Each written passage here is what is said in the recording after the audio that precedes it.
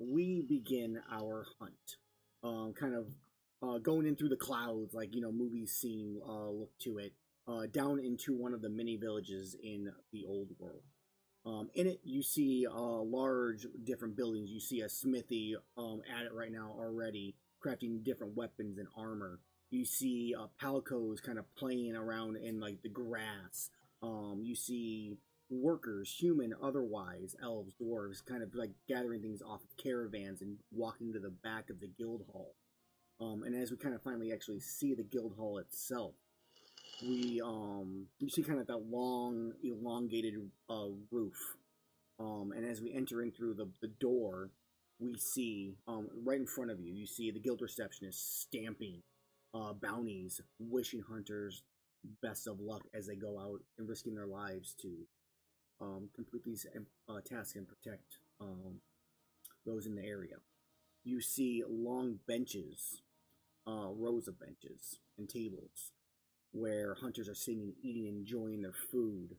You have off in one corner, you see a warforged standing next to the actual guild provision merchant, who is constantly trying to like deal his wares over the merchant himself. This has probably been all of your first time in this exact village. You've probably traveled around prior to this in different areas. But as we kind of get a glimpse of the entire guild hall, we get our first look at. Let's go ahead and go with Congo. Congo, why don't you describe your character, what they look like, and kind of what you're doing in the guild? All right, so Congo is a Goliath. He's really tall, gray skin. He wears a pelt around him uh, that acts sort of like his armor for upgrading. Um, right now, he's really just sitting back. He's been waiting for his friends who seem to have abandoned him and have gone on a quest by themselves. I guess they don't like him very much. I don't know. But he's waiting around to go out on a hunt. Okay, so you're kind of looking around for people who are kind of like-mindednness. It's time to get out there. It's time to make some money and help some people out. Right, and not being very articulate, he's really standoffish. Okay, I like that. So as you're kind of like looking around, the first person you kind of glimpse and see is, let's go ahead and actually, before we do that, all my new players, if you can, on Roll20, click the widget on the top right corner of Roll20 and change your display name to your character name. That'll be the easiest way for me to reference you properly as a character in the game. So in this case, though, we're gonna go with Durnan. If I pronounce your character's name wrong, please let me know also. But Durnan, go ahead and describe your character and kind of what you're doing in the guild. Are you sitting eating? Are you at the merchant? What are you doing? I guess Durnan would probably be just sitting and eating very, very, very loudly, and probably a bit obnoxiously. He's a very bulky man. I'm not sure if you've seen his profile picture, but like he's actually wearing those sunglasses. Right. Sure.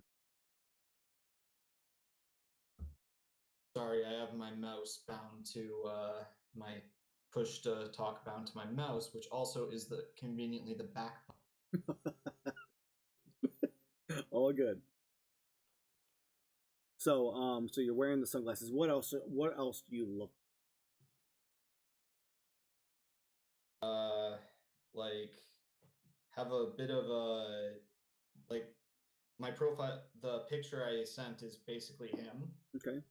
Beefy, not necessarily the youngest person, not necessarily old, but like probably late 30s. Okay. And brown hair, fairly, I don't know, just going off the character art. Okay, cool. So what are you doing? Are you you already said you were sitting there. You're just like you're eating, like your mouth is like, I'm kind of envisioning just like little like spit coming out as you're just chomping down. Like it's really juicy. Just imagine any eating scene in actual Monster Hunter, and that's what I'm doing. Perfect. I like that. So and then from you the camera kind of pans over away from you to let's go with Marla. Marla, what describe your character, what they look like, and what you're doing. is a large half orc. He's like 6.5 feet tall. He's got a lot of scars, most notably one on the right side of his mouth where you can see a lot of like his teeth from where like a lot of the gum is missing. He's got grayish skin, but he's like a half orc. He's got like really noticeable like blue eyes from like his like human side. And he's just kind of looking at his hunting horn, just kind of making sure that he's like ready to go fight. If you'd ever seen him before, he would normally be with his twin brother, but he's not currently. Okay, I like that. So, and yeah, we see you kind of like, fiddling, tweaking it, tuning it as needed. Maybe like the bench over from where Durnan right now is just chowing down on food. And then finally, as it kind of shifts from you, we see, is it Laluda? Or am I saying that wrong, Phil? That's perfect. Perfect. All right, describe your character. You have no idea how often I always get character names wrong. So go ahead and describe your character, kind of what they look like, and what you're doing in the guild. Okay, my character is a dark-skinned Wyverian with leather armor on. It's pretty skin tight, relatively, compared to most other leather armor. And you see him with a orange bandana around his head, and the same kind of orange around his waist. Both the bandana and the sash look pretty worn, pretty old.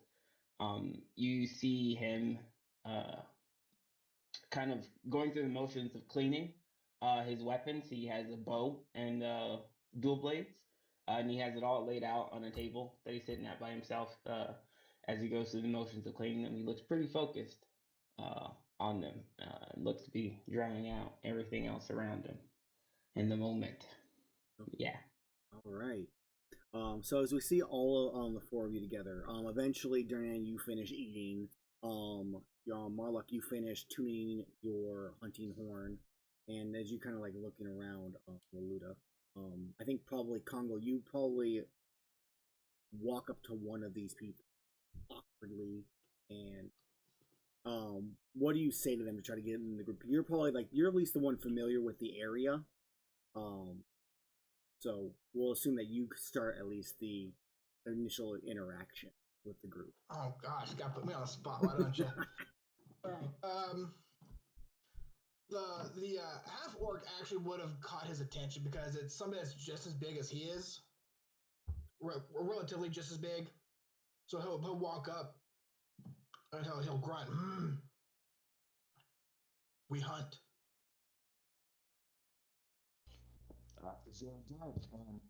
Marlock's just like ready to go. He's just like waiting for the chance to hunt something anyway. All right. So yeah, Durnan speaks up. Did you say hunt? Yes, we hunt. Big monster. I am into this. Are you hunting dragon? Dragon. No, we hunt. Something. Something is good enough for me. Something is bound to be dragon anyway. and then finally, Laluda, you see like this group of hunters, kind of like, do you like walk up to the right way? Do you like wait and see? Do you just kind of like walk up and just there? What do you do? As they're talking, I look at them while still cleaning my weapon without looking at it, and then I glance at my purse, which is not as full as I would currently like it to be. So I, yeah, put my weapons away, stand up, and walk over to them, and I look down a little bit, like I'm trying to find the words to say. But yeah, I look at him. It's just, you guys need a fourth. Yes, we'll need a fourth. Fourth good. Fourth means we live. The more the merrier. If we run into Big Bunny, he'd kill you.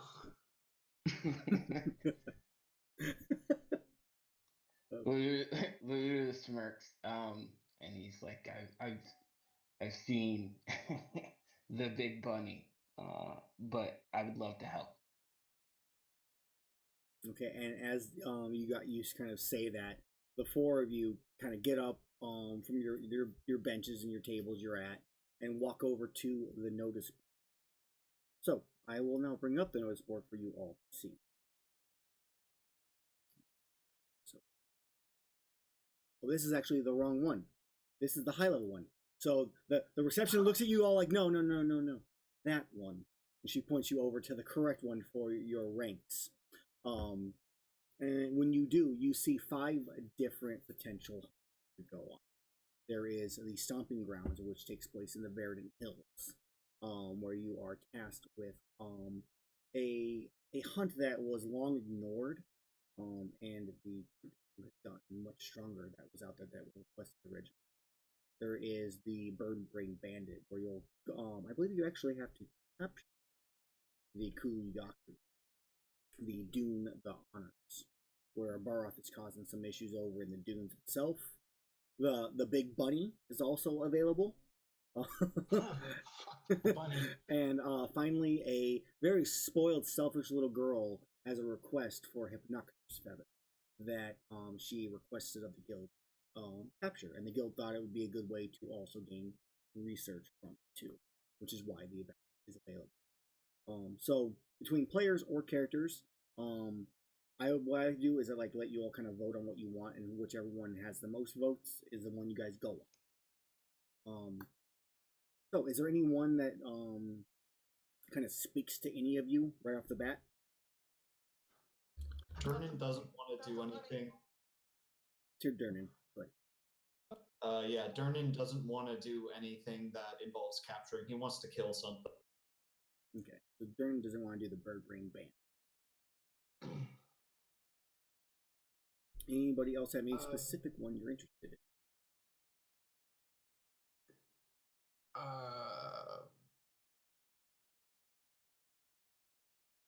The secret request or the stomping grounds would be more beneficial, unless people have.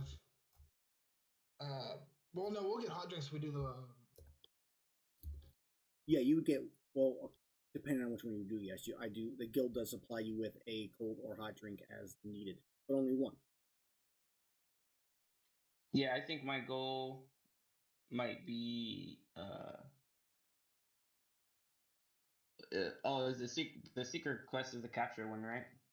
No, that is not the Bird Brain Bandit. So which one's the capture one? Bird Brain Bandit. Yes. Here we go. So I got it. Yeah, capture at the. My vote, the Ludus personal vote is in for that one. I'm gonna vote for the secret request. So we have 1 Hypnocatress, 1 and 2 not Bird Brain Bandit. My understanding. Yeah. So I would be fine with. Oh, sorry. Go ahead. No, go. Either the Hypnocatress or the Lagombi. I might be saying those wrong. No, honestly, I say I'm wrong all the time. But those, at least according to me, sound correct.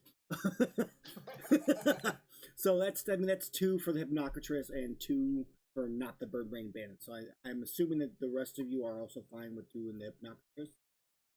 That works for me. Okay, so that is the one we're going to do. So as you all kind of sit in front of the correct notice board, you rip down the secret request Hypnocatress, take her over to the guild receptionist. She wishes you all the best of luck, and she stamps it and kind of looks at the group and just warns you to be careful on your hunt. As you all then head out into the town to kind of supply up. So, if you have any gold left over from character creation or after any of the hunts, you can buy really anything you can find in the Guide to Monster Hunting monster items. There are also, I gotta make some rolls here. I rolled max on both of them. So there are 8 potions of healing available to buy, and there are 6 greater potions of healing. Can I buy 2 greater healing potions? How much are the greatest? Greater are 150, and the normal ones are 50, which is like standard price. I think I'll buy 1 greater and 1 normal. And then I also bought 3 Trank Bomb. Okay, you bought 3 Trank Bombs. So that is it leaves us 7 of those, and there's still 3 greater healings available. But if there's anything else you guys want to buy, go ahead and look through the guide really fast. Take a minute to kind of cruise through it. So it was me with 10.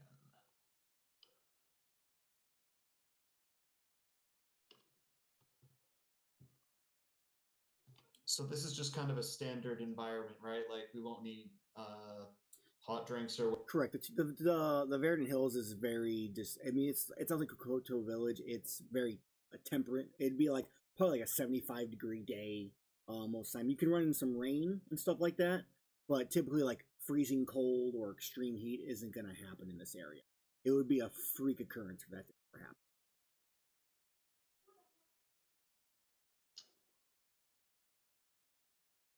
We actually get to use one of my new maps for this too, which is exciting. Ooh.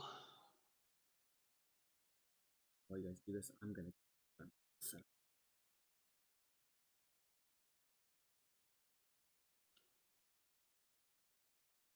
So are you seeing anything else? Or are you guys still looking through?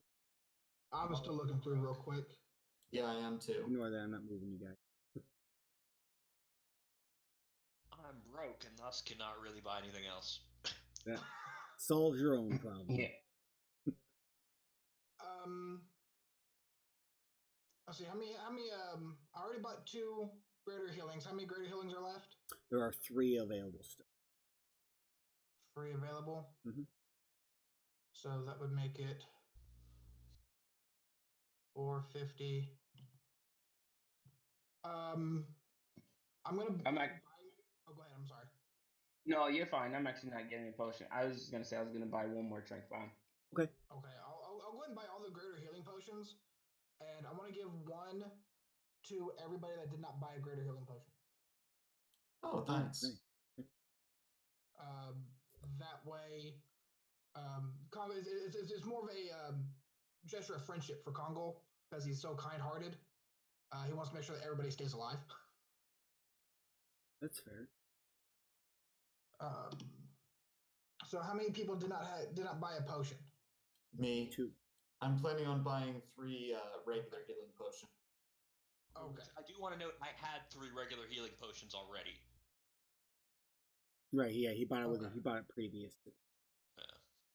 Yeah. Okay, so I just want to make sure that everybody that does not have a healing potion gets one.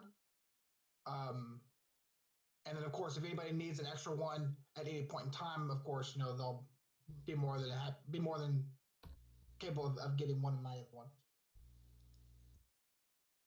Yeah, I got a potion. One's normal and 1 greater. All right, awesome. I am almost broke. Nice. Ditto. Oh, also, I want to buy a thing of dash juice. Okay. Yeah, you can definitely do that. Okay, so I think that's 225. Dash. As you buy, Yes. because dash juice is only 250. Yes, because it's the It's 775. Yeah. I guess it depends on when you last looked at the guide. I did do some price changes. Okay. It should be the most recent version. Yes. Yeah, the most Here's recent a would be the question. cheaper. Were the like the close range coding and or the power coding in the shops Yes, they would be available. for the bow? Okay. All right, just making sure. I was wondering. Yeah, I don't try to limit on this because it's in the same case of playing this. It's still kind of a test to see how things go. So I don't want to limit you on like having to find or craft them necessarily. You can always do that if you get the materials. Yeah. Where's inventory on Roll20? Equipment is technically at the very bottom middle on the character sheet. Or you can also, a lot of the players like to drop their materials that they get extra into their bio section, which is where there's like a treasures and other section.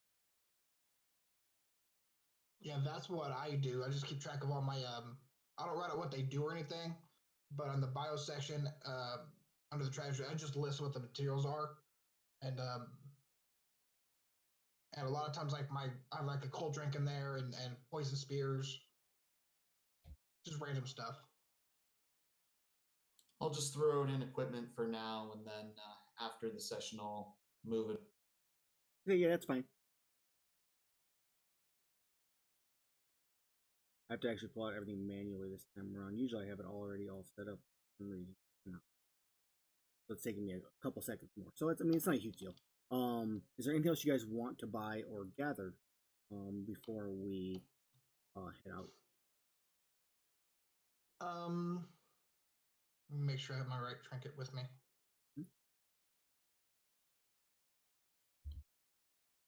Okay, I only got one trinket with material in it, so I'll be sure to have that. Of course, my whatchamahoozits will be with me. My pelt. Okay. And my switch axe, so it'll be good.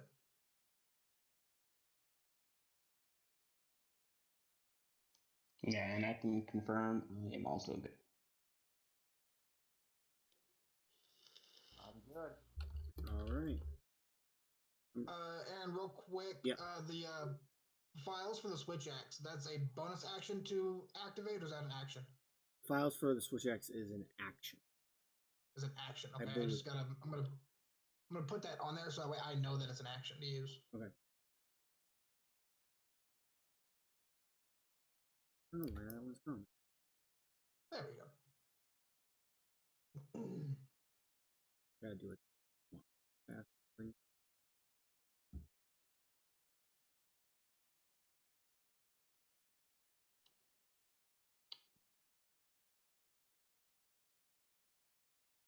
I think I'm ready if everyone else is. Yeah, I'm good to go, man. Dude, Yep, okay. So, all right, so I'll finish doing this part in a second. I'll have to do this. So as you guys kind of finish gathering all the things you need in town, gathering potions, trank bombs, and any other supplies that you may have gathered, you head off to bed in your room, which has been provided you by the guild. So what I like to do, especially for like first time players or even if it's been a while, is to have you describe your room and what it looks like. So what I'm gonna have do is Kongo, I'm gonna have you start as we kind of enter into your room. Go and describe what kind of your room looks like. Is there any kind of trophies in there? Is it very bare and Spartan? Is it like tons of books? What is it?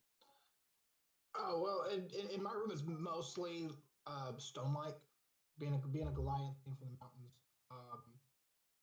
There's a few monster trophies in there, some pelts, a head of the damn bunny that knocked over. You cut out a little bit there. So what was that? The head of the what? The head of the bunny that almost killed it. Okay, yeah, the Legume. Okay. Yeah, dang bunny. But other than that, it's very plain, very bare. He has really no use for material possessions other than what he would take on hunt. Okay. So we kind of see that, and as we do, we kind of shift. You like lay down to sleep for the night. We shift through the wall, and we're going to look at Laluda. Laluda, what does your room look like? So my room is relatively bare. But on the wall, there's like very crude drawings of people I've seen, and little notes scrawled next to their names of where they were last seen. If anyone were to walk in, they would notice that some of these people are criminals that have been posted around poachers specifically. But other than that, the room's pretty bare. Okay, I like that. And then so as we shift from yours to the next room over, let's go with Durnan. Durnan, what does your room look? Durnan's room is covered in monster parts, just everywhere, like pelts, fangs, furs, more than he could have possibly killed in his own career. Like he definitely bought some of this stuff, but just the room is a mess too. It's very untidy. There's stuff all over the place, but you can kind of tell the stuff that he's killed versus the stuff that he's bought because like there's a bit more reverence placed in certain trophies than others. Okay, is it like an organized mess? Like you, you know where things are at least. The stuff he's killed. The rest is just like stuff that accents his room more because he doesn't like it being big. Okay. Okay, I like So that. it's a huge mess, basically. All right. And finally, as we shift from your room, we look at Marla. Marla, what does your room look There would be kind of drawings of different like beasts that he's encountered or like hopes to encounter. There would be different little like totems and whatnot and different stuff to kind of venerate like his ancestors, his father and his father before him, and his mother just like the whole family. Mhm. And just it just kind of be very shrine like generally. Other than, like I said, a lot of just depictions of different beasts, just kind of strewn about. Okay. Are you like do you consider your character then a researcher, or is it just kind of just like an interest in that type of specific? It's mainly his more druidic side that has an interest in like the natural world and partially, what is it? How does everything work? But a lot of how can I benefit from it? Being able to take the form of certain beast. Gotcha. Okay, that makes sense. So as you finally go down to bed, we kind of fade to black, and we fade back in on your journey. Just as you arrive in the Verdant Hills hunting ground. So in this case, I'm going to pull up the map for us all, and we are going to assume that you are over here in Koto Village. The village itself is just actually located within the Verdant Hills themselves. So the trek for you is maybe only about a day's journey to get to the hunting ground. I'm sorry, I gotta hiccup. It's gone. All right. So you guys walk for about a day, kind of get to know each other a little bit, kind of build that bond that you need as hunters. As you finally arrive in the Verdant Hills ground, he actually drag you over here. So this is what we get to use the fancy map for. It's going to be completely black for you guys for about 2 seconds while I bring your characters over to the map, and then I will shift you to the spot so you can see it. So, let's go ahead and turn it. Boom.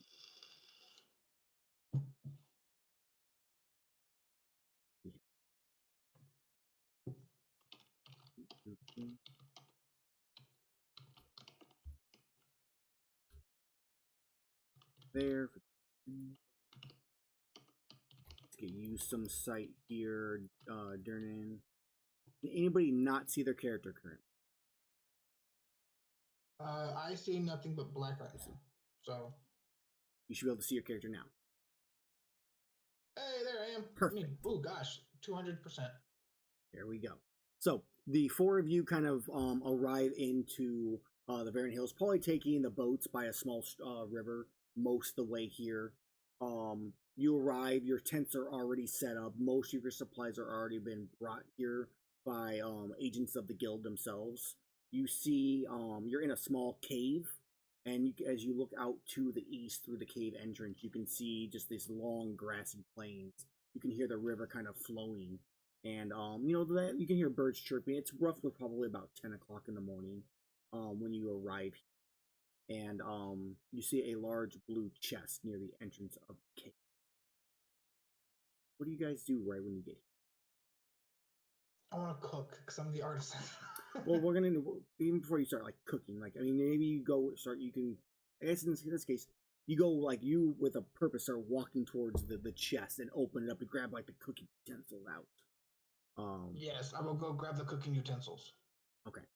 And I will peek inside and I will see what other items are available for distribution. Sure. So as you look inside, you see 2 days rations for each for everybody. Each of you also get 1 potion of first aid, which that acts as a potion of healing. But if you don't use it, it is returned to the guild at the end of the. Just so you all know. That way you can't stock up on potions if you don't use them. There is also the standard guild tools. You find a pickaxe, a fishing pole, a bug net, and an herbalism. That can all be kind of spread around through the group. So, as you're kind of like pulling the cooking utensils out, why don't we go ahead and let's actually see what everybody else is doing, but then we'll go through the roles. So, is anybody else doing anything as Kongo's kind of going through the guild supplies? I'll walk up and glance inside the chest, and I'll pick out a potion of first aid. Just give him a nod, and then I'll just have my eyes down the path, keeping an eye in and ear out. Okay. Durnan's going off just slightly outside the boundaries of the camp and taking a. It was a long trip here. Okay, so you go out there, you go take a fit. And Luda, what are you? Oh, that was me. I'm the one that's keeping the path out. Sorry, yeah. I thought I gotta get used to the voices, so I apologize. No, that's cool. Okay, so you're checking the path out. Then Marlock, did I miss what you're doing then? Yeah, I would just kind of be. He's very good with like remembering like geography, so he'd just kind of be like committing to memory like the path here and just kind of thinking about the surroundings and like mentally preparing himself for like what they're here for. Okay, so you're doing that. So yeah, Congo, I guess you pull out the cooking utensils and kind of as you're getting trying to get those set up, we're gonna just go ahead and determine roles for the hunt. So the roles I'm gonna kind of go over for you all again, just kind of as a refresher. So we have the Trailblazer. The Trailblazer is basically the person who decides where the group goes for the duration of the hunt. So you are responsible for the survival roles as you enter new areas. You kind of have the last call to go in a direction that you wish to go that makes the most sense, most likely. It is always good to take your group's opinion into your thought process when choosing. We then have the spotter, who will use their passive perception to kind of keep an eye out for things around the group as you're all kind of doing your jobs. That's and also what they would do is kind of keep noticing that possibly the scout might have missed.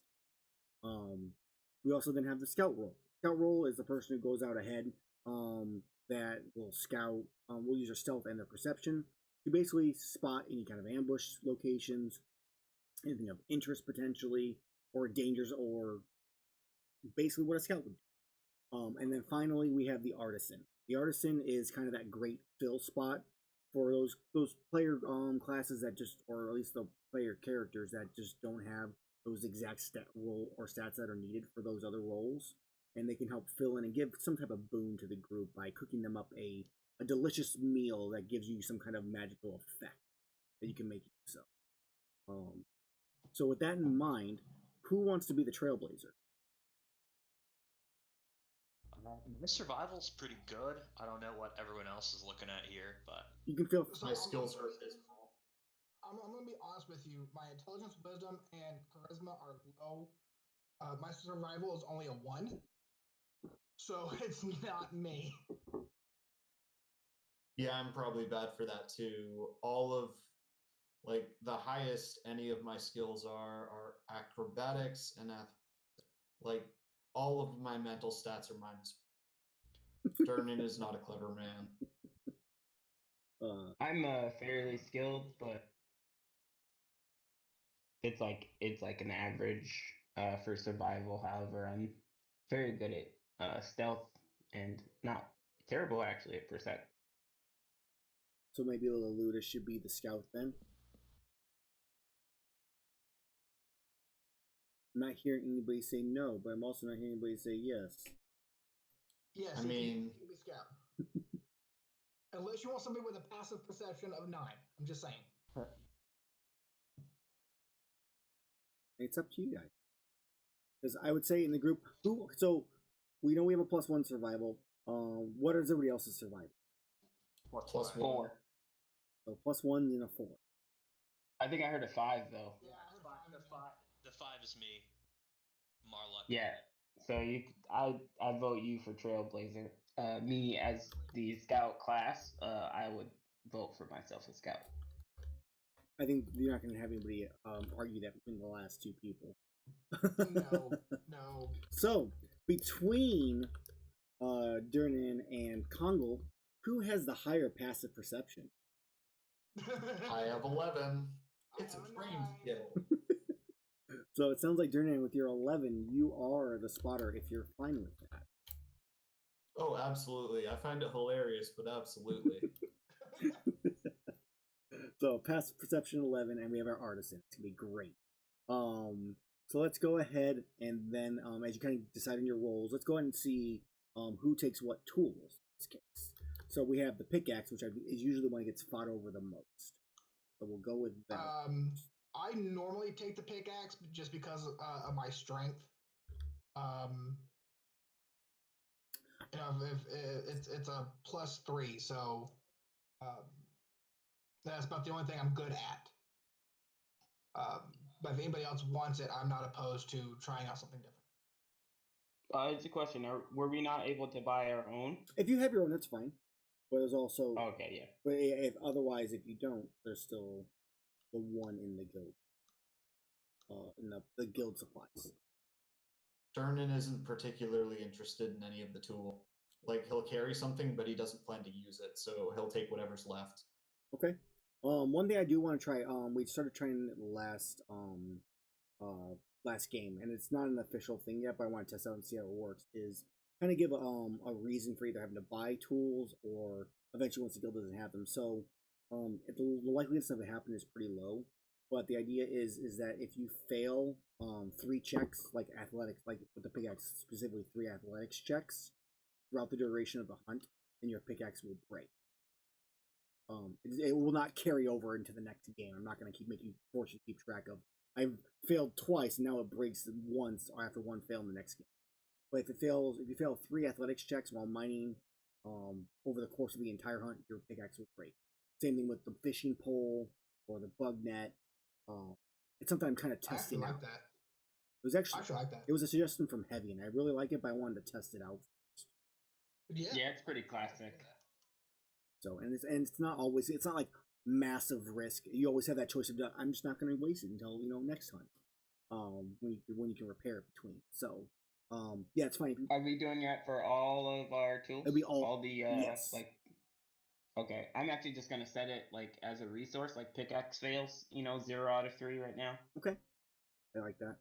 So, we'll assume Congo takes the pickaxe from the guild chest, which those ones are also returned to the guild at the end of the hunt, also, so they don't get to keep those. So does anybody want the bug net, the fishing pole? Fishing pole does use athletics. I'm just throwing it out there. Or the herbalism kit for gathering up some plants using your nature. I think it's nature or slate. What is it? The herbalism kit, gathering plants, Herbalism mushrooms. Kit is sleight of hand or nature. Yep. Yeah, I can. I get double plants with my trinket from the scale I have, so I guess I'll take the herbalism kit. Right. So that makes sense. Yeah. Totally. Here's a question: Do you count our backgrounds as giving us the kits we have proficiency with, or do we have to buy you them? would still have to buy them, but you are proficient. Okay, that makes sense. So that means Malak takes the herbalism kit. So we have a fishing pole and we have a bug net. Bug net is let's see, fishing pole takes sleight of hand as well. Sleight of hand or athletics. Like right. Fly fishing or like normal. I could do the fishing pole. Okay, but because I could do athletics. Durnan will accept the bug net. I'm actually going to give a fishing pole to Lula because they don't have one. It's okay if you feel like fishing at some point. I think I just took the wrong item. The fishing tackle. Yeah, that's the correct one. I have never actually corrected it from fishing pole to fishing tackle in my own phrase. But fishing tackle is like a fishing pole and all the stuff you need. So Durnan is going to take the bug net. Perfect. Okay. So you guys trying to organize your things. You finish, use the bathroom outside. You get ready to head out on your hunt. It is probably about 10, 20 or so. It took about 20 minutes to kind of get everything together, make sure you're all prepared, armor's all tightened up, weapons are shined, sharpened, all set up also as you get ready to head out. So as you leave the camp, I need my trailblazer, which is Marluck, to make the first survival roll of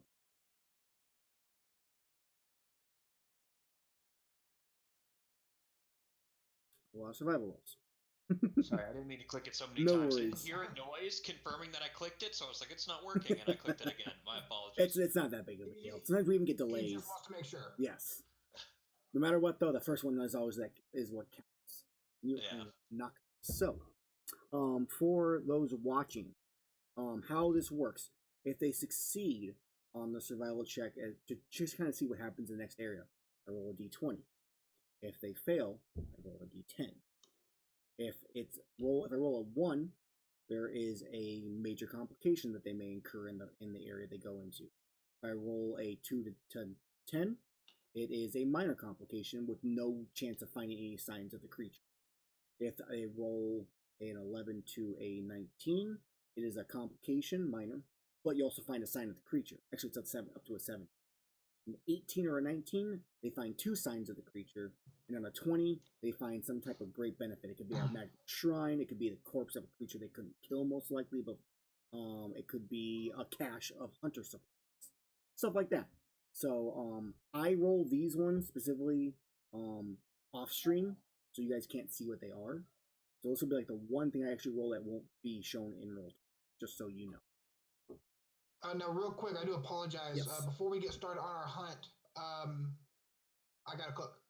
You do have to cook. I am bad. All right. So as you're getting ready to head out, we realize Kongo stops you for a brief second and goes, "Wait!" And he points to you and shows you his magnificent meal that we're gonna flash back to him making. I worked hard, and you are going to eat. So Kongo, what are you looking to make as the artisan? I am going to make wild bacon. Wild bacon. Okay. So, for cooking, you are going to go through choose 3 of the 6 steps in cooking, which is deciding on what the recipe you're going to make or what you're going to cook. There is the gathering of those ingredients, the preparing of those ingredients, the cooking of the meal, and the plating of it. You can use 1 ability score. You can use an ability score once, and you have to use at least 3 of them. Right. So I need bacon, or I'm sorry, I need meat and one other thing, and it says in parentheses oil.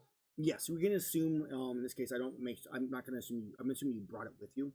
When it comes to ingredients, at least in this style of this game. So we'll assume you have the oil, the bacon. You could go out, maybe narratively say you go hunt down a moss wine and kill it and bring it back. It could be you already knew you were going to be the artisan, so you bought some in town. That can be part of. This is a very narrative-based role where you can kind of just describe it, and if it makes sense, then I'll let you roll normally. If it makes absolutely no sense, it'll be a disadvantage. And just make sure you tell me which skill or what ability score you're trying to use. Okay, so after going to the shop before we leave town, I would go out and I want to make a meal for my new companion, something good. Mm-hmm. Of course, I'd go to a shop and try to see if I can get some meat at a bargain price, simply because I'm now poor. Okay. Okay. Not being very articulate, I try my best. I try to look very sweet for a tall 11-foot guy. Are you you're trying to use your charisma to? Yes, yes. Use my charisma. So I couldn't think of the. Yeah, I'm trying to be very charismatic. Okay. And try to finagle my way to get a lower price for the meat. Okay, let's go ahead and roll it's just a straight charisma roll in this case. Straight charisma. Correct. If you are proficient with cooking utensils, you can add your proficiency bonus to 1 of the. I am not proficient with cooking utensils, so that's okay. Yeah, so it's just straight charisma. 16. So yeah, you talk up we'll assume it is the person in charge of the provision stockpile. Like, I have this new group that I really want to impress. I'm going to cook them a delicious meal when we start our hunt. What can you get? And she brings you this perfect, like, it's got the perfect ratio of fat to meat on this bacon. As you kind of put it away in this little, like, ice, like, cooler that you have, and bring it with you on the hunt. So now that you've kind of gathered your ingredients, we will then move on to either cooking the meal or preparing them or cooking them. So there's not gonna be much prepping because it's just meat. So put it on a rotisserie. slap some oil on there, rotate it around, make sure it gets nice and cooked. Of course, before serving it to my companions. Okay, so what skill are you trying to? The skill for that, I would assume, would be sleight of hand to make sure that it's evenly cooked. Okay, so that would be dexterity then. So, Right. that's fine. Yeah. So you go ahead and make a sleight of, or not sleight of hand, make a dexterity check. 8. So it doesn't work as well. You kind of on certain parts of it get a little bit more done than others. A little bit, one side's crispy, one side's kind of flabby. It's not that like that. They're not. It's not even. But that's not the end of it. So finally, then you have to plate it. So, how do you plate your bacon? Well, I'm gonna make sure to give everybody the good parts Okay. of this meat. So of course would be carving it up and then putting it nicely on a plate to serve. Okay. Just straight lines of meat. So, are you using your intelligence to like know what this is, or are you kind of using your wisdom to kind of like street smart? Like this makes the most sense. I'll put a little. You grab maybe a little bit of grass and like sprinkle it on for some color. I will. I mean, it really doesn't matter, but I'll go ahead and do that. Okay, go ahead. I like the grass and color part. Yeah, that's why I'm We'll doing do the that. wisdom. Okay, go ahead and roll the 12. Okay, so now I just need to add these all up really fast. So 3. So we add them all 3 checks up. We divide it by 3 because there's 3 checks, and your DC was a 10. So as Kongo like stops you all, and you all turn back, and you see this kind of grass sprinkled over bacon, and it smells delicious. As you all sit down to eat, you may like hesitantly, like maybe some of you brush the grass off, and you take a bite of the meat. And it is in certain spots he didn't do the best job of completely getting like that the chew correctly. So you have some like fatty sections, you have some that are like super crisp, but overall it tastes delicious. It is delicious bacon. You have no real complaints about it, as you did succeed on your artisan cooking.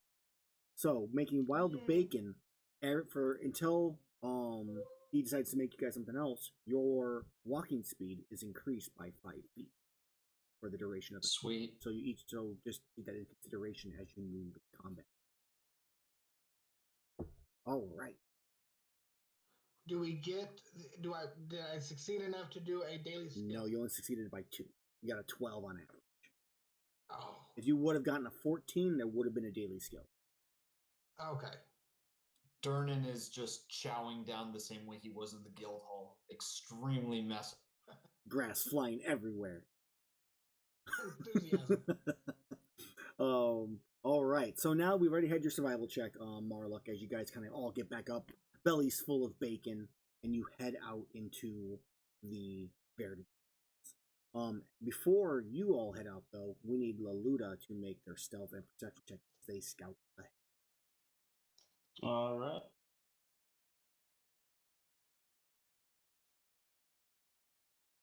So for my step. Okay. 9. Dang. Okay. So, Laluda, you head out. Now, just as information for you all, any of these like brown paths you see on the map, I use those as kind of a time jumps. They're not 15 feet across or 30 feet across. That is maybe like 20 minutes of walking or 5 minutes of walking, depending. When we're in combat, you're more than welcome to use them to move around in. But for time wise and kind of the flow of the hunt, I will use them as a description that you kind of travel between stuff. So, Laluda, you have a couple minutes ahead of the group. Kind of walking along this riverbank between this lush forest to your north and this rushing river to your south. And as you walk, you can just it's I'm using the word I want to use here, but it's I want to say scenic, but that's not proper. But it's beautiful. It's everything nature you kind of like envision whenever you go camping. Birds are chirping. You hear the crickets off in the distance. Fish are jumping out of the water. It's very peaceful. You eventually, the path kind of opens up into this larger area that you see in front of you now. This area here, you see, as you're kind of looking around, you see a couple Kelby kind of like perk up, and they see you and they kind of skitter off as they were drinking a little bit of water from the shoreline that you see to your east. There are a few berry bushes and insects on the trees themselves. As you look around, nothing seems to really notice you besides those two Kelby that kind of scurried off. But you don't see anything else really that seems dangerous either. That's kind of what you see. The knot. Oh, okay. So I will head back and let everybody know that the first area looks relatively okay. Okay, yeah. So you walk back a minute or two as the group kind of catches up with you. He fills you in with that information, all of you. You guys say anything? Do you just kind of nod and just can follow him the direction he's going? What do you do? Sounds like good time to me. Congo's just gonna nod. Okay, so Yeah, I'll follow, kind of silently. alright, so you all nod, kind of follow silently. You eventually arrive in the same area that he is kind of talking about. You see a few little like tracks off in the distance from the Kelby that kind of like ran through the shore itself. You see kind of wind blowing the trees. It's a nice easy breeze. That's really all you guys see. Do you want to do anything else in this area? Do you guys look for anything? What do you do? What was the one of the tools that I managed to get from the chest? Oh, you got the pickaxe. Okay, I got the pickaxe. Is there any place to mine? Give me an investigation. There's a couple rocky faces, so there's a chance.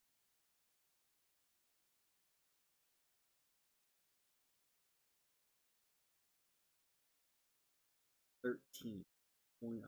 Yeah, 13 would succeed.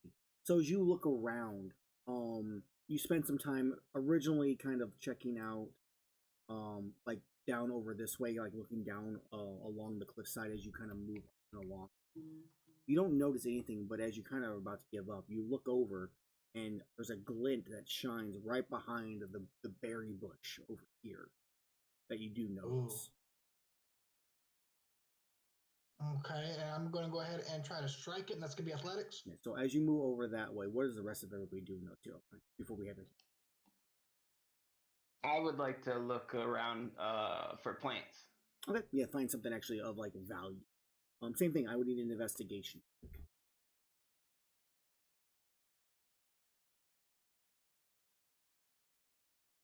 18, yeah.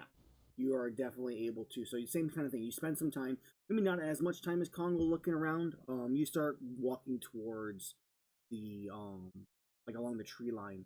But as you're walking about here, you catch a glimpse of some interesting herbs over in this direction. What are the other two you're doing? As I assume Laluda.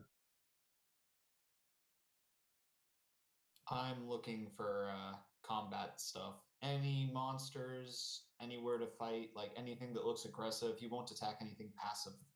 But if anything looks angry at him, he will happily charge in, whether it's the right. Whether it's the proper thing or not. Gotcha. Alright, so you're kind of keeping an eye out. We're assuming you're probably there. That gives you a good advantage. And then I guess Marla, what are you doing? Yeah, I'd like to also look for plants.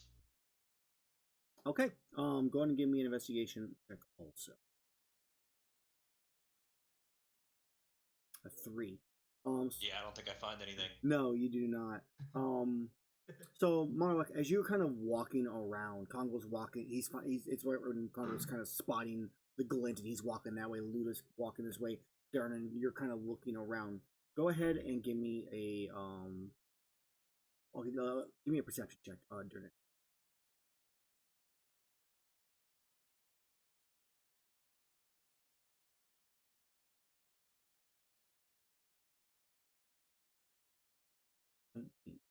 Okay, so as Marla, you kind of like walk around, because since Lalu's down that way, You start walking along this tree line and then start walking towards the other one.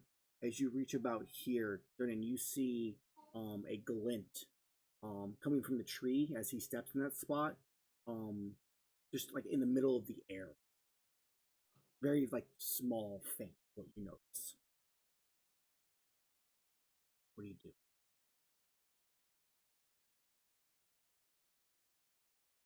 And who did I notice it near? Sorry, forgot I was Near on push no to talk problem. first. Near Marla. So over in this direction. Marlock, I see something over there. Is glimmer in sky. As he says that, he gets cut off. As we are going to roll for initiative.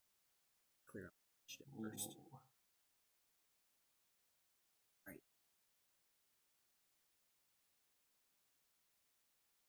There.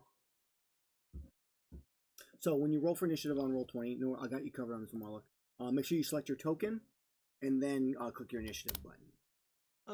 I did it right this time. So yeah, so click that. And I got high. Nice.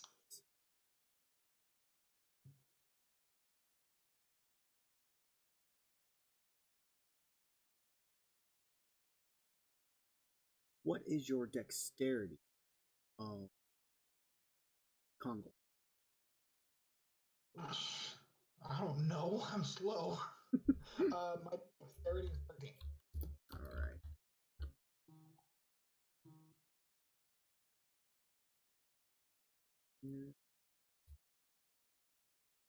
All right. So let's get some music going first. Just I realized we don't have any actual background noise. Why is that playing? The gods have spoken. It's so weird right now with Roll20. So I'm just gonna use because Roll20's music is being weird right now. I'm just gonna play repeat on one song. So I apologize. Let's go and do this one. I will just kind of pick different one. So, the first person to actually, because they are faster than you dexterity wise, or the creatures as you're being warned, you're cut off, Kongo, or not Kongo, Marla, as a web from the trees in front of you comes stringing out towards you. Attack. You do not see the creature.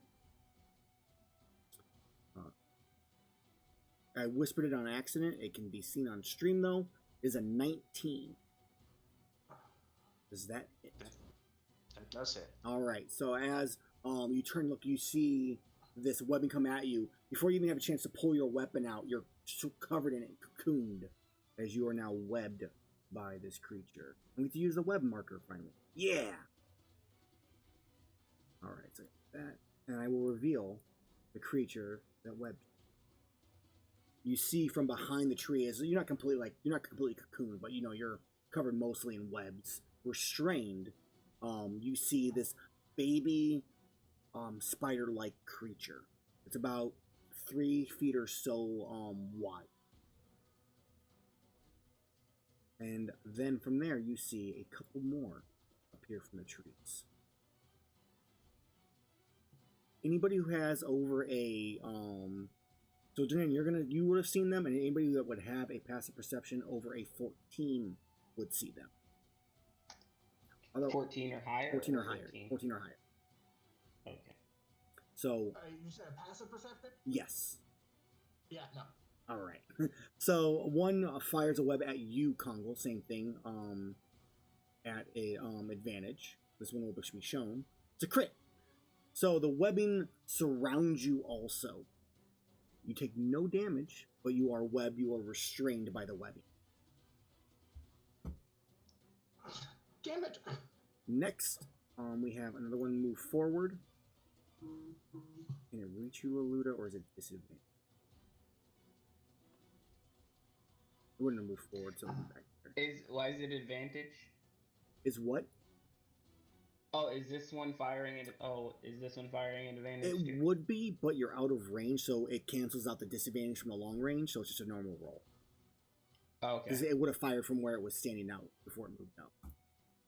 So normal roll, a 13. Yeah, that misses by a bit. So yes, a little bit. So as it fires, you see them both get webbed and stuck in this sticky web. You dodge out of the way as it flies over you into the grass behind. There's one other one that's going to take a shot. This one is going to take a shot at you. It'll take another shot at you then, Luda. Same thing, normal roll. Got it. Because Durning's out of range. 11. So you dodge Sweet. one, dodge the other one, they'll both go flying by and stick to the wall behind you. They are then going to move forward.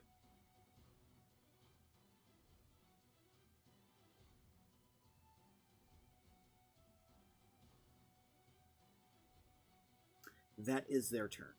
I will roll for recharges. 1 recharges. I will mark it. Alright, Kongol, you are up. You are restrained by the web.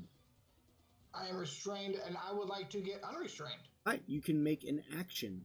DC 12 strength check, so athletics is fine. You said athletics? Yep. 16, so yeah, as you're trying to, you break free of the webbing. Okay.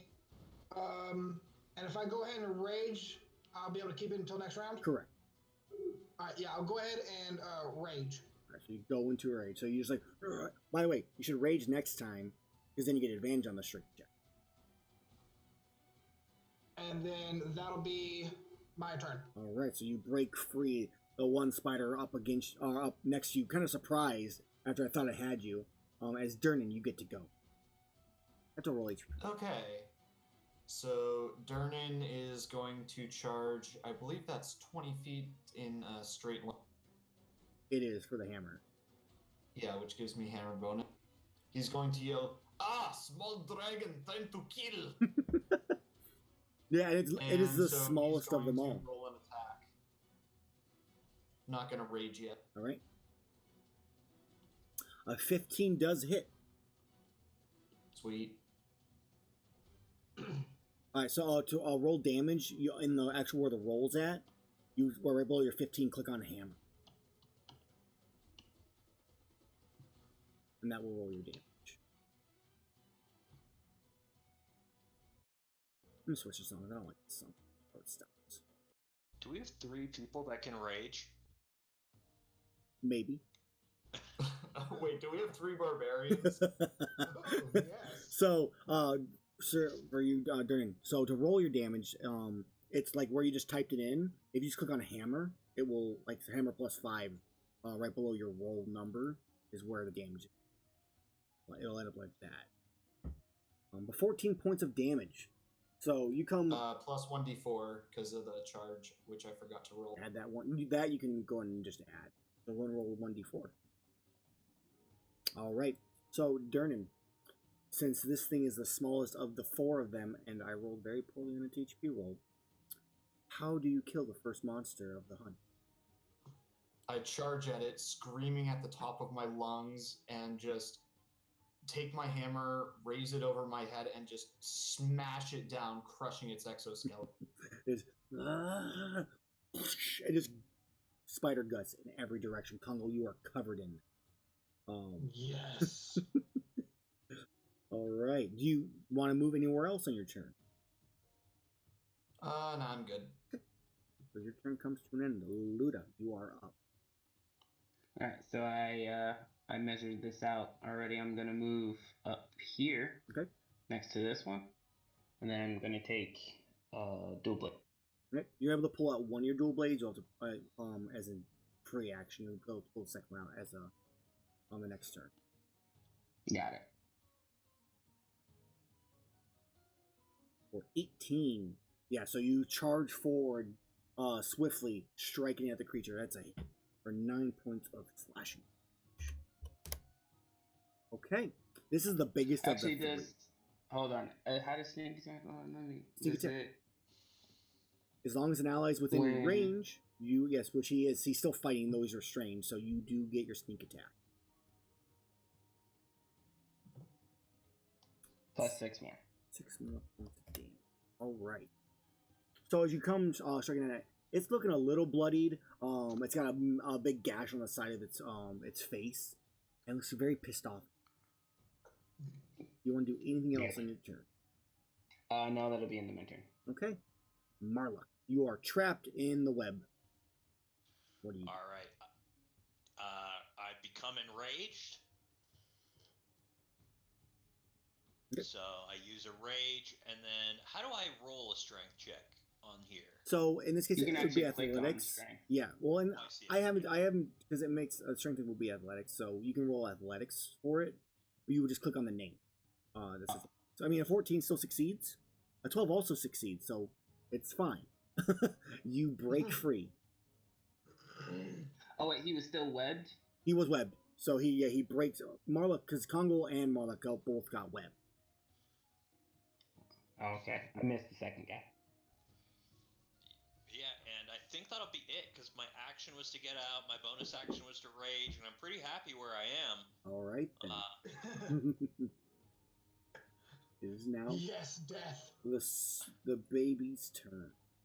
So, the two of them that are next to you, Marla, the one on your left is going to attack Leluda. Don't ask me why I did Leloid. I don't know why. I put my kid in Ninjago. That's what it's from. So Leluda, the one that you attack is going to attack you, and the one on the right of Marlik is going to attack him. The final one is going to move down and attack Durnan because he killed the other one. So we're gonna go Leluda first. Like 18. Solid hit. All right. So you take 8 points of piercing damage, plus I need you to make me a Constitution saving throw for the poison. Oh, that's what I forgot to do.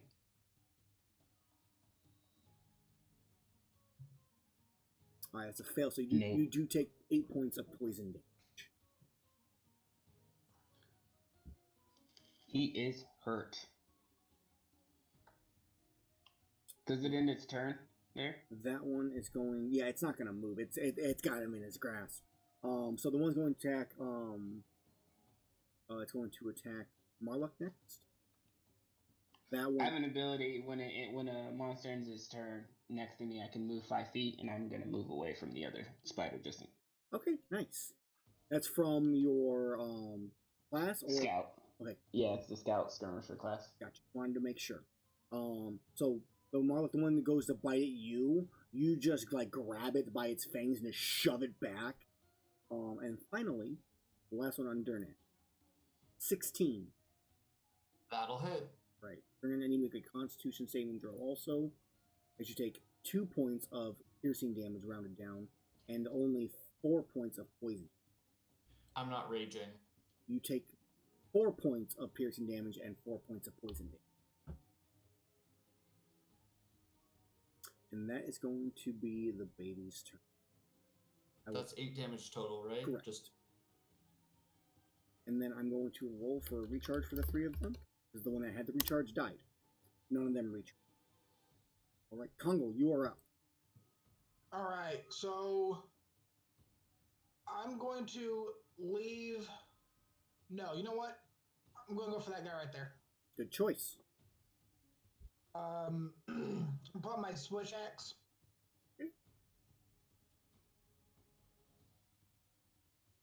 Pull out your switch. And I'm going to go ahead and turn it into a sword. Okay. And then I will go to swing. Alright.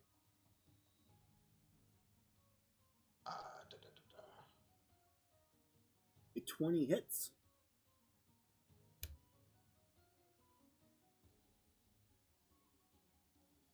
Dang it.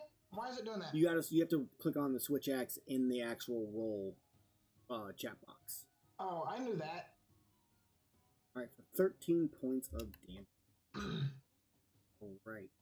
And that counts your rage. Yes, you have it marked. Cool. So Yeah. you swing into it. You cut off one of its legs. It cries out in pain. Looking a little bloody at this point. And for my movement, I'm going to go ahead and move to the backside. Okay, that you can definitely do. And then I'll end my turn there. Alright. And Durnan, you are up. I mean, I think it's pretty obvious what I do. You're gonna create. You're gonna hammer. Yep. Alright. And I'm guessing that hits? That 21 does hit, so yeah, so same thing. You would roll in the chat box. Yep, perfect. 13 points of damage. So as you strike down on this one, you don't get as much purchase as you did on the first one. With this one still having just that it's basically crushed to death, but still has that little bit of fight within. It is not. Do you do anything else for your turn? That is all. Right. Leluda, you are up. Injured. Feeling the poison kind of course through you. Very injured. So I will draw my second dual blade, and I will take my first attack. All right.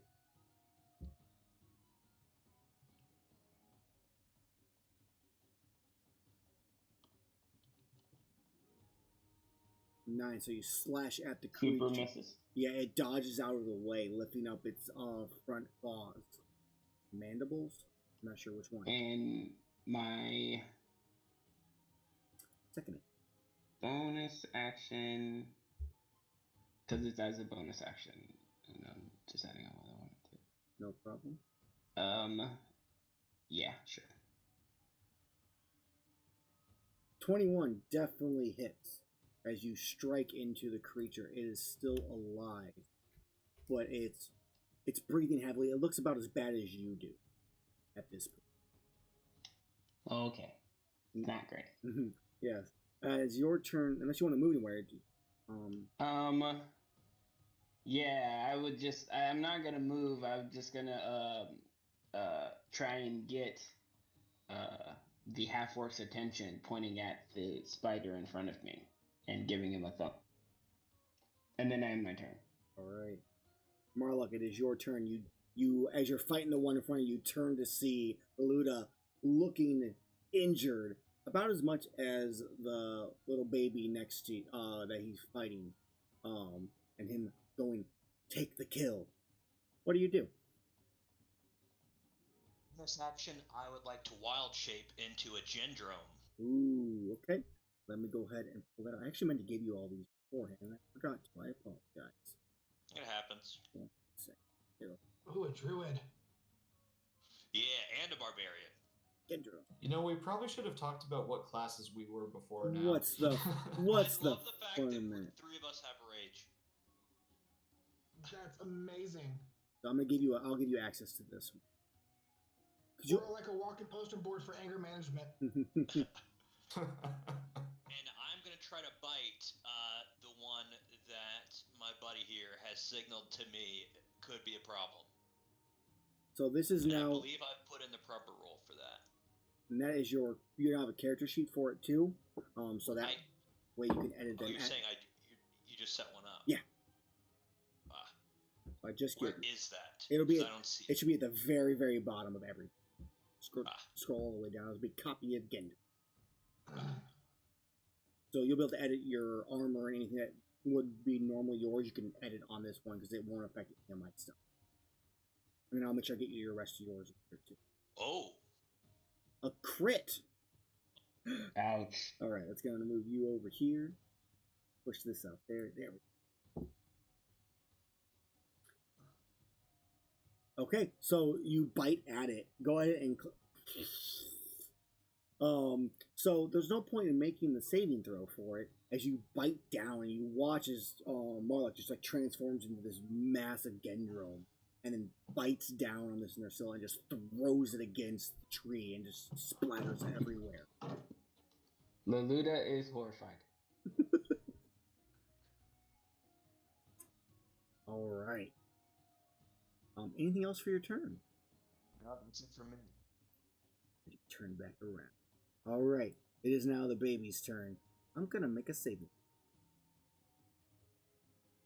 Okay. It still fights. It is going to bite you, Marlock, with a 9. That misses. All right. The other little one is going to try to disengage and run away. And it makes it to the tree. That's as far as it can get. And that is going to be their turn. Both of their webbings recharge.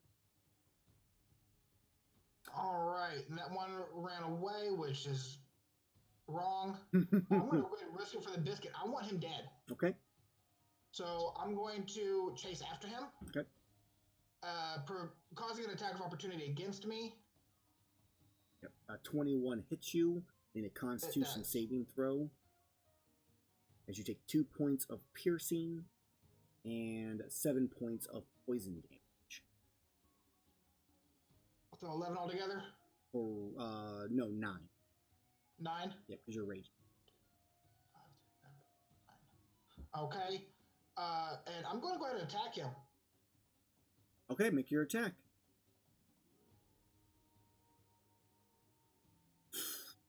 So you just scream. Wow. The thing bites you. You just shrug it off and then just cleave through the creature. Go ahead and roll your damage. Oh, I'm sorry. I take less than 9. Why? It is not that. Are you a bear? You're a bear totem bird? Yes. Gotcha. Yeah. So that would only have been 7 then. So you get 2 HP back. All right, awesome. So yeah, do I need to roll my damage? I do. It's good to see it. So 27 damage to the 2 HP it has left. You just slice it, and it's very like you slice through. You pull your sword, switch axe back, and then it just like tries to turn, and it splits in 2 different directions, and then falls and dies. Die, spider. Is that your turn, Congo? Do you want to move anywhere? That will be my turn. I will revel in victory. All right, Durnan, you are up. Okay, so I am going to move forward for and this will activate my hammer thing. Nice. And so then I'm going to attack the one next to me. All right. 24. Oh my god. 24 hits. So 15 points of damage. All right, you strike at it, crushing half of the side of its body. It is bloodied, but it's still got some fight left into it. This one does not seem even deterred by the Gendrum in front of it. So can I just describe how I do this? Because Go for it. I'm running past it, and then I pivot on one foot and use the momentum I've built up by running to just slam it on the... Yeah, I can see that. Yeah, you just turn, and just like as you stop, the whole body continues to turn with it. I like that. All right, is that your turn? Yep. Right. Laluda. Oh, actually, 1d4 damage. I forgot yes. again. It will not kill it this time. It will be more bloodied. Nice. It's getting to the point where it can barely hold on. Laluda, as you are up, you charge forward. Yeah, I run 15 feet up. I'm taking 1 attack, seeing how it goes.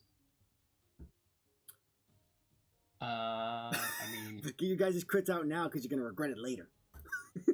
So yeah, Laluda, you run around the Gendrome as it's staring, getting ready to fight. Gets crushed on one side as it tries to like pick half of its body up. You just come in from the side, stabbing it in the side of the head. It just falls limp. Its legs curl up that are even still able to move. And the final baby Nursilla dies. Very nicely done. That was some great roll. Yeah, I think that whole fight, I think only like 2 attacks got missed. Mm-hmm. One of them were mine. So as Kongal and Marluk, your rages kind of subside as a couple more seconds go by. The combat comes to a close. There are 4 creatures here for you guys to carve.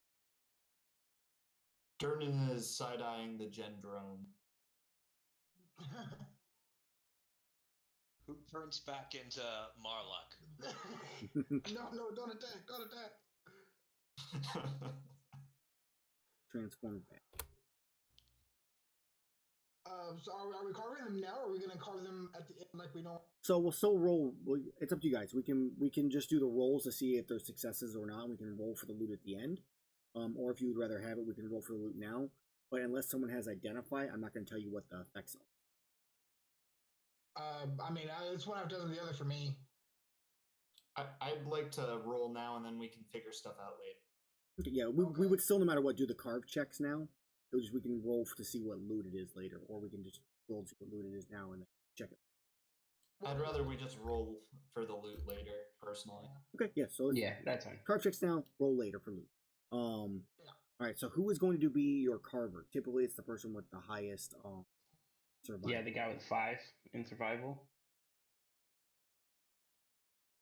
I'm not sure who said they had a 5 in I believe that survival. was Mark. Yeah. Mark. Aren't cards sleight of hand? There are it's technically no, it's survival. It can I know I have it as dexterity in the guide, but we rarely remember to use it. So I'm fine if you guys want to either have someone who has a carving knife with dexterity, or we can just do survival as standard.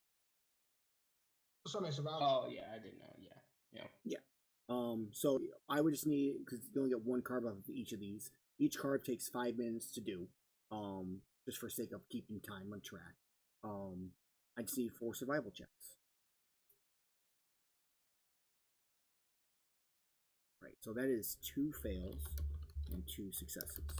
So, just as for everybody watching and for you guys as a reminder, even if you fail, you're still going to get something. It's just as if you rolled a 1 on the loot table. So, when we get to the end of the hunt, we'll roll a d20 for the 2 successes. Then, but you do finish carving up, you gather them, you put them in your pack, and as he's doing this, it takes about 20 minutes or so. It's not enough time for a short rest, but it is time for Laluda and Kongal to do your mining checks and your checking for your plants. So Yay! Kongal, if you Okay. What was it for plants? plants is either nature or I believe sleight of hand, and it's athletics from mining. I need to pull up. Damn it! I want that 25. Yeah, if you have no reason for that. So let's see here. So the potion of first aid, and then when you can make your check, Lula, go ahead. Kongal, sadly, it was just a small. You said, Go ahead, Lula. oh yeah, you said nature or sleight of hand, right? Correct. 20. So okay, that's definitely a success. So sadly, Kongal, as you kind of walk up to it, you strike at it, and it was just like this little small like glint. There was nothing of substance in that spot, so you were not able to mine it.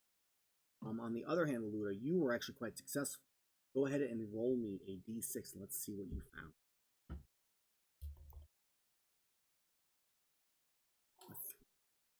You find sleeper.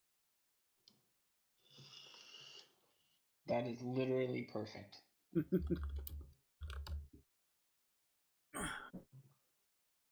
We'll find that. The one thing I will bring up is a lot of things we do with the resources. We do trades of them at the end of the hunts typically. That usually more comes in comes to be a bigger thing when it comes to like upgrade materials. Not necessarily as much when it is like sleepers or fish.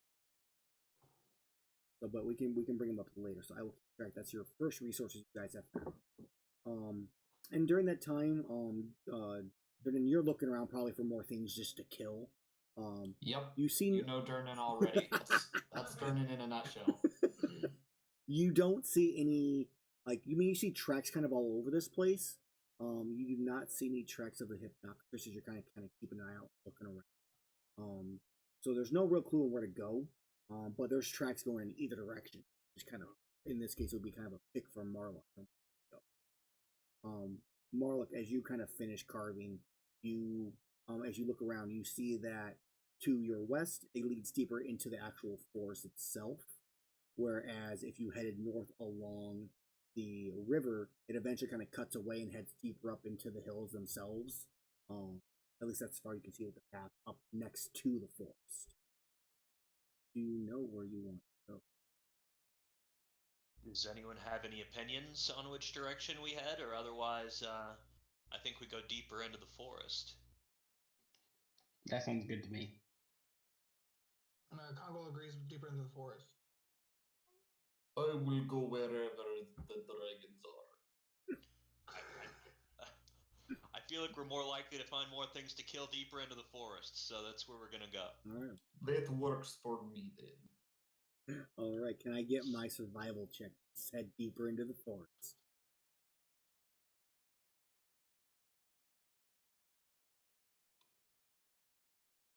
Okay. All right. So, I now, as Leluda, God damn it, Leluda, I'm gonna get really mad at myself for that. Leluda, I really am. I'm gonna kill my kid. Leluda, would you please, give me your, stealth perception? You head to see what you.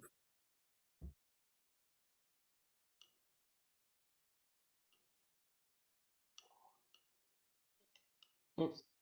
I'm really confused. Ignore that. I was testing a macro. Gotcha. I'm like, I wasn't That sure what that doesn't was. work. Oh, try to roll them both at the same time.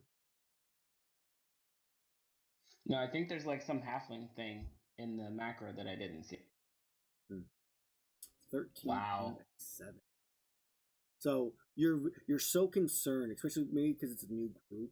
This is always up to you that maybe it's you got the nerves are hitting you a little bit. You're being real careful on your stealth, so nothing notices you. But because of that, you're so focused on it, you're maybe not noticing it. As you travel deeper in, it's right now. It's about 11 o'clock as you head into this area, or so. You spend probably about 10 minutes or so, kind of following this twisting trail through the forest itself, eventually coming into a large opening with a large kind of mountainous set of rocks in front of you. You also see kind of multiple cliff sides to your west that are about 10 feet or so tall each. So as you're kind of moving up, it looks about 10 feet. Actually, this one here itself looks about 20, but you can kind of see a pathway around the other side of it. There are mushroom fields, kind of, or groves, I guess, that kind of cover different sections of this area that you can see just from the entrance. That's about all you see. And here. All right, I'll head back and recount what you said. I'll also mention, obviously, that anything could jump out of anywhere again. All right. So he mentions that all to you.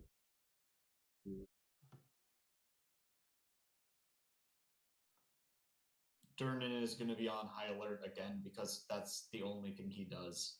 Always. It makes actually the perfect person for the spotter, realistically. Even if you're bad passive perception, narratively, it makes perfect sense. Yes. All right. So as you kind of all reach this area, you what do you guys do? Yes, first off, you kind of see the same thing. I'm still gonna try to look for something to mine so we get some more resources for our armor and weapons. Yeah, there's definitely a chance, especially with the large rock mount in the center of this area. There are also mushrooms and other plants scattered about. There's a few insects. You kind of hear buzzing about. So if you want, give me an investigation check for your see if you find a place to mine. And then, okay, so you start walking around that. What does everybody else do? Same thing as last time. How many resource gathers do we get again? I believe it is 7. Yes, it's gonna be 7 for this area. You've used 1 total. total. Okay. And it's of so actual. I think I'll do. It's one you've actually collected. So if you fail, it doesn't count against it. Oh, that's cool. Yeah, he's nicer than I am. Yeah, me too. Okay, so what were you gonna do, by the way? Oh yeah, same thing for more plants. Sure. Do you want to look for mushrooms or do you want to look for plants? Plants. Yeah, plants specifically. Okay. Go ahead and give me another investigation check. Oh, I'm still talking to myself. I rolled a 14. I got 14. Oh, it hasn't popped up. If you got a 14, yeah, 14 would also be a success. I'm not sure why. Oh, yeah, I talk to myself because I'm still testing macros. Gotcha. Okay. So yeah, 14 would be a success. But in the future, if you roll on, I don't see it. Well, it's not. The other two of you, Durnan, are you going to like trying to get a high point here to like keep an eye out? Or what are you doing? I think I'm going to go about and just go around there, see if I can scout out, see if there's any monsters. Okay, sure. So as you kind of do this is a little bit of a climb. There's no real danger, so I'm not going to have you make any kind of checks. Oh, I'm going to move you around a bit there. My bad. So you climb up, and then you climb up like there's like 20-foot tall areas. You kind of like peer about looking for creatures. You don't seem to notice any, like on the opposite side, but you do see an old like camp that's ruined and destroyed with a large pile of bones near there. Is something you do notice. Okay, I guess I'm gonna scavenge them. I mean, it's here. I'm here. I don't see anything else. What? Okay, so you start heading that way. Marluck, what are you doing? One thing I was curious about, are your people like attuned to their trinkets, or theoretically if he finds plants and I don't, can I loan him my trinket that gives me an extra plant? No, If I it is do find one. attuned. Okay, then in that case I look for plants. Okay, you look for plants also. Go and give me an investigation check. 13? As a success also. So you all kind of go about your way to go gather resources. During you go ahead and give me either I can look at bone piles because it rarely ever happens, so I don't know them off the top of my head. Hold on and find it.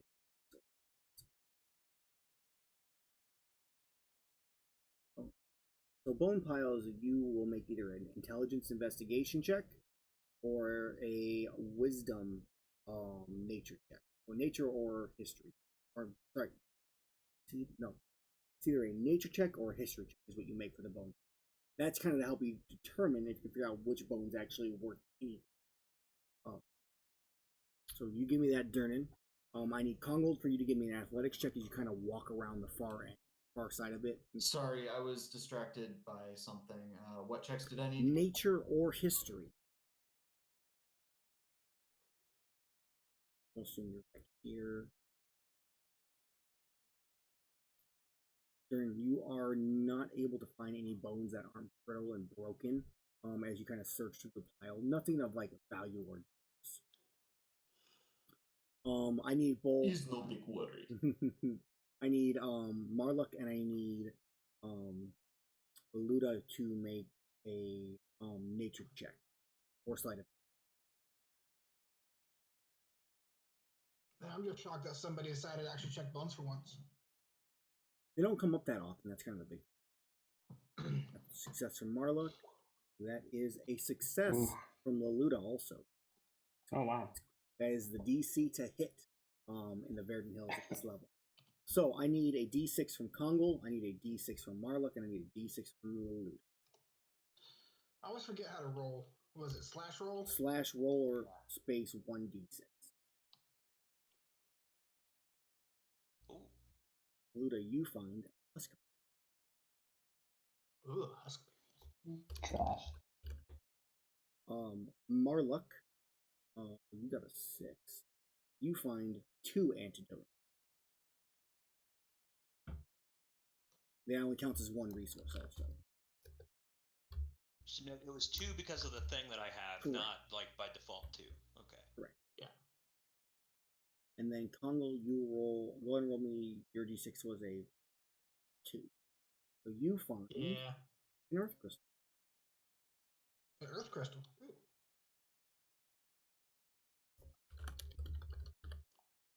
That gives me 4 Earth Crystals. So I will also bring up for you guys, since I think I have to bring up to all of you. There is a vendor currently available in the towns or in the villages that you can buy Earth Crystals and armor spheres for 50 gold pieces each. So if there's any other armor or other weapons you want to upgrade in the future, you can buy them too. Yeah, Congo's poor now, so I can't buy nothing. All right. So, and as you kind of all finish gathering your things, checking through the bone piles, that is when you feel something kind of like wet in your face. All of it. And Wet in our face? yes. Hmm. And as Congo will wipe his face. Yep. And then look at his hand to see like if there's any discoloration or what it was that got him wet. yeah. So as you kind of do that, Durnan looks up. you wipe your face during. You look up. your sunglasses start getting little water drops on as it begins to rain. Nice steady rain. Not a downpour, but not a drizzle. It's just Rain. this, for mechanics reasons, will make it more difficult to track the nothing. So, like, disadvantage on the survival, or It's a higher DC. okay. Your checks, your visibility is basically still the same. You can still see just as kind of far as you normally able to. It's just it's a nice little rainstorm in the middle of the Verde. You as you're kind of all looking around, though, and as you kind of give up, you do catch your eye. You see a bright, vibrant feather over in this direction. I will point it out to the rest of the group.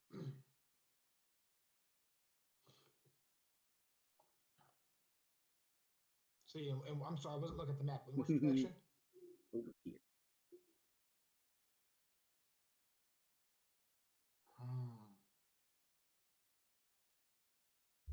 I guess Congo will be brave and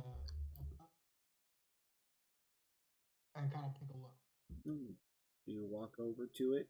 You pick it up. Yeah. It's a bright orange feather. Bright orange feather. He'll hold it up and feather what we want.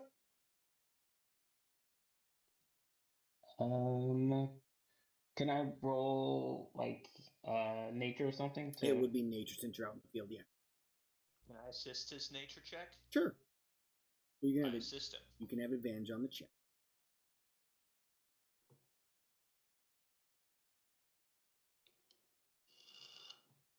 Also, I might be getting the people mixed up. Is this Laluda? Are they still hurt?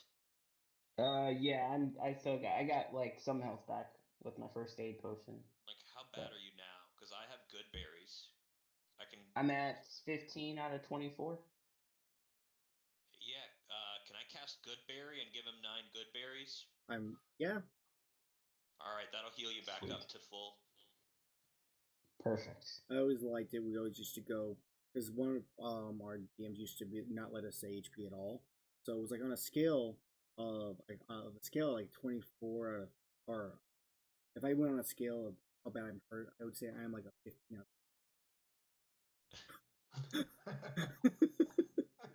Awesome. I like that. That's how we always did it. It's a classic. Yes. So I still have 1 good berry left over, because 1 casting gets you 10 good berries, so I could get someone back up from 0 with that. If you like, I could hold on to that. I'm a little bit more agile, so I can get to anyone on the field fairly quickly and or safely. That sounds good to me. Right. Teamwork. So you have a vibrant orange feather. Yeah. So I don't know what this looks like. The creature that we're hunting, because of course I didn't go take a look to see what exactly it was. So of course I'm asking, is this the feather that we're looking for? Basically. Oh, did you see my nature check for? I got an 18. Yeah, I apologize. Yes. So, looking at it as he's kind of asking that question, this is definitely a feather from a hippop. They're very vibrant. They are usually quite long, and they are known to occasionally like lose the feathers here and there. With how look as you kind of take it from Congo looking at it, it seems to be in pretty good condition. Not pristine, but great condition. You would assume the Hypnoctus was probably in this area within the last hour. Alright, so we got what we can for. Let's go. Well, I mean, we might potentially be able to carve the beast itself. I mean, what does everyone think? We are technically now done with our... I was just joking. Okay. I literally ran this for my kids that I DM for the library, and they're like, "Yeah, we got the feather. Let's go." I said, "No, your feather's still in bad condition. You need to good-looking feather. She is not going to accept this. So that was the running joke like the whole time. Every time they found a feather, no, you were going to fight this thing. All right. Durnan wouldn't let you run away anyway. He wants to fight this thing. No, big boy, we fight. We fight the dragon. All right. So as you guys kind of finish up this area, the rain pouring down on you all. Where do you go? There's multiple directions and options to go. While they're deciding on which direction to go, I do want to go ahead and take this time for Kongol to use his first aid. Okay, the potion, yeah, you can go for that. 2d4 plus 2. Not D4. All right, and then Marlock. Woo-hoo. Very nice. Marlock, it is you are up. Do you want to continue in the direction where you kind of found the feather? Do you want to go to the right and kind of go that direction? What are you feeling? Well, I mean, I don't know what everyone else's opinion. It seems like we should probably go in the direction of the feather. Agreed. Any consenting opinions? Or what's the word? Dissenting. Dissenting, yes, thank you. Kongol will just grunt and nod in agreement. Alright, so I guess you just need a survival check from me? That I do. 10. My survival checks have not been great today. I'm not the friend. Sir, I'm going to ask you to get better at this. Don't you get us killed.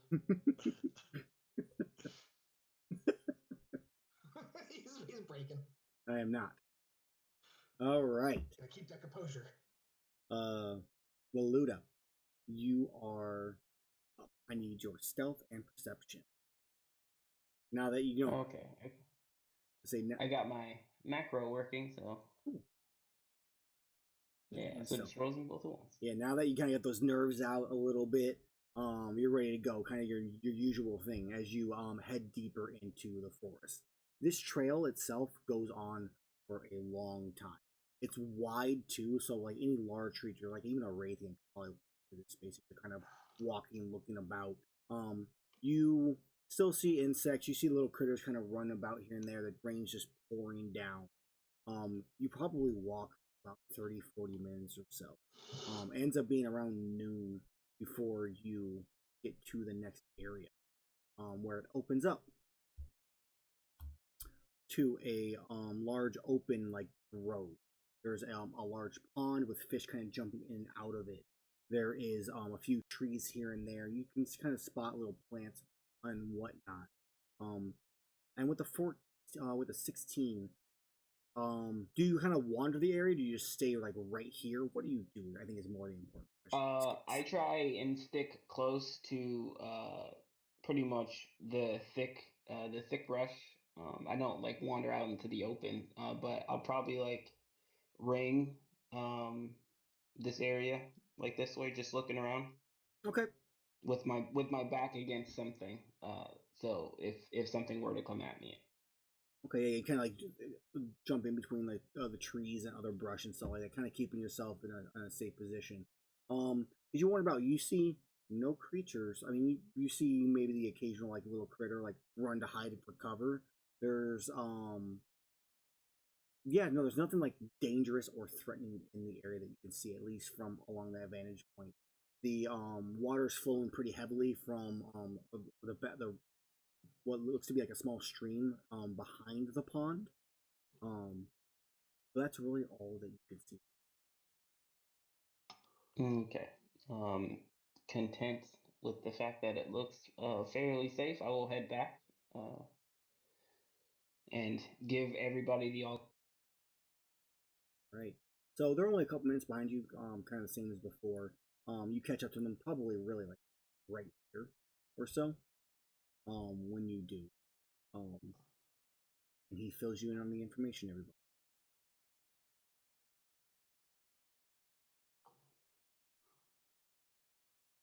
What do you guys do? Same thing. Okay. So you guys head out into the area.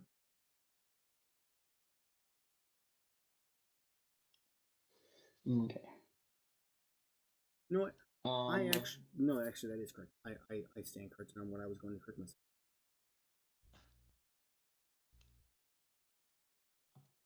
Nothing dangerous. Dang, what was I about to do? You're right at the tree line. You're right where you're at, right? He's kind of filled you in that he's traveled up along the side, but has not gone anywhere else in the field itself. Yeah, feeling safe that these guys are here now, I think I will try and look for more plant. Okay. And while he's looking for plant, I'm gonna try to look for Looking around the area, there's nowhere you could really find two there. Darn, I tried. You know what? Actually, I guess I lied. No, I didn't lie. Let's see. I'll get back to you. So you go looking for plants. Durnan, what do you do? Where do you go?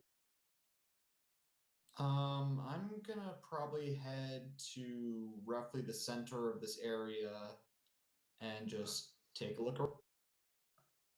So, like, right about here-ish. Okay. You head to there. As you reach the water, the water itself is like clear blue.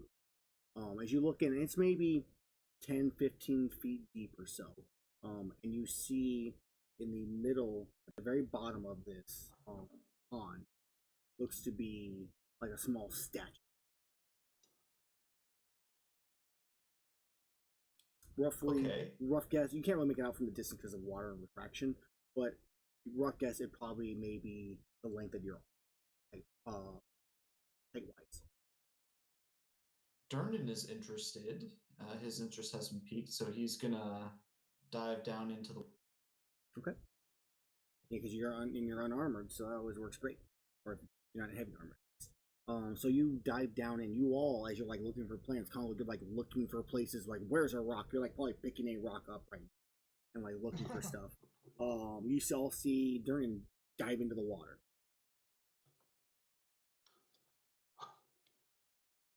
Congo, let him go. Why? That's not how you fish. Yeah, so he's down. You start swimming down. It's clear enough that with your eyes open, you can see pretty well. There's a few fish that kind of swim by as you reach down to where this small statue is. It's sitting on a rock. It's crudely carved. It you see a creature, at least best you can make out of. It has large wings. It looks like 6 appendages, like legs or arms or something, and kind of a smooth head, a roundish like. Okay.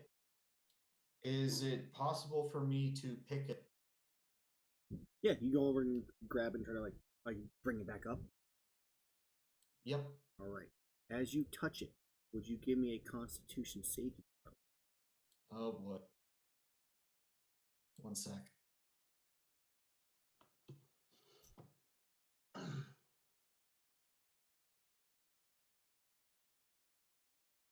Ooh, okay.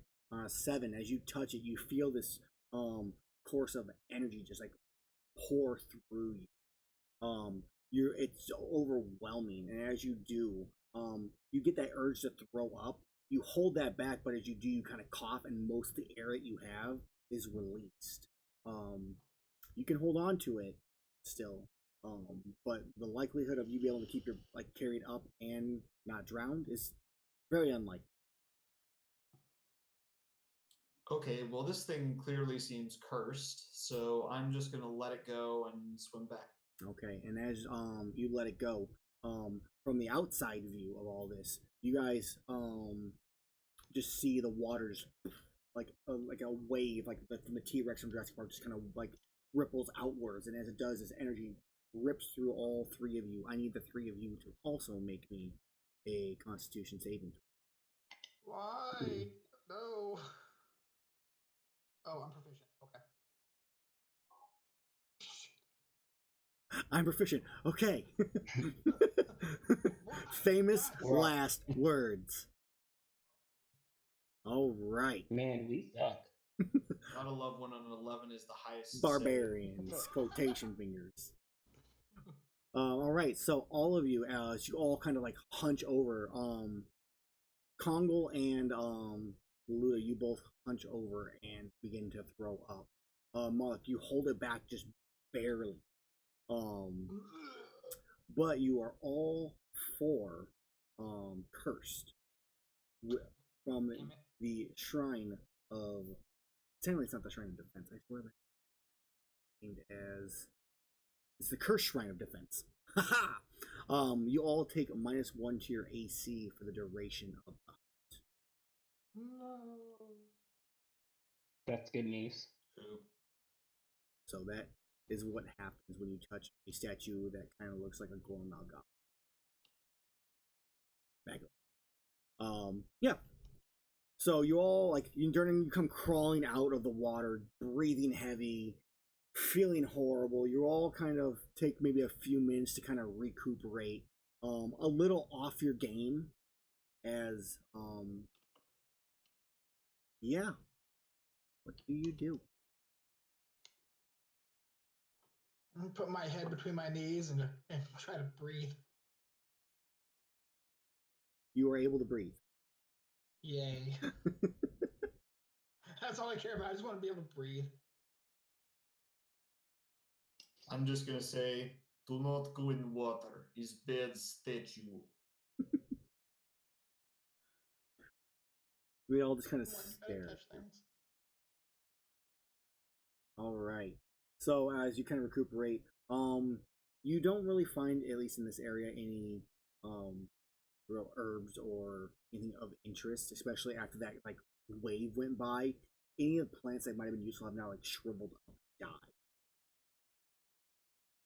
So you may continue on if you wish. There is as you're kind of looking about. Apparently, I never actually closed off a space. I should have last time. Raytheon Blue. No.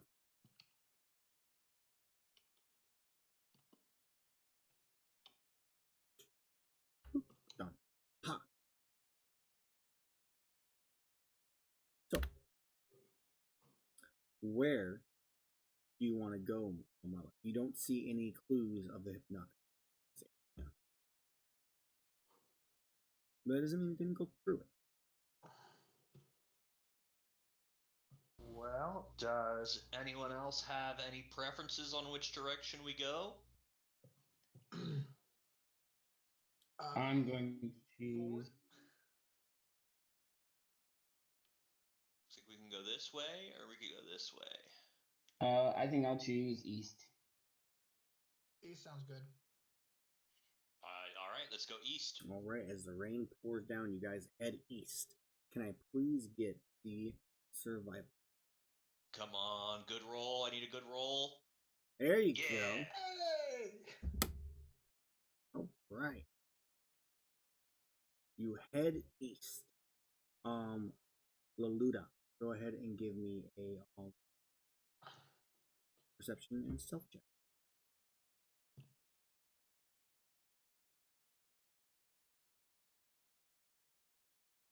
Are you in the top? Okay. 10 and a 22.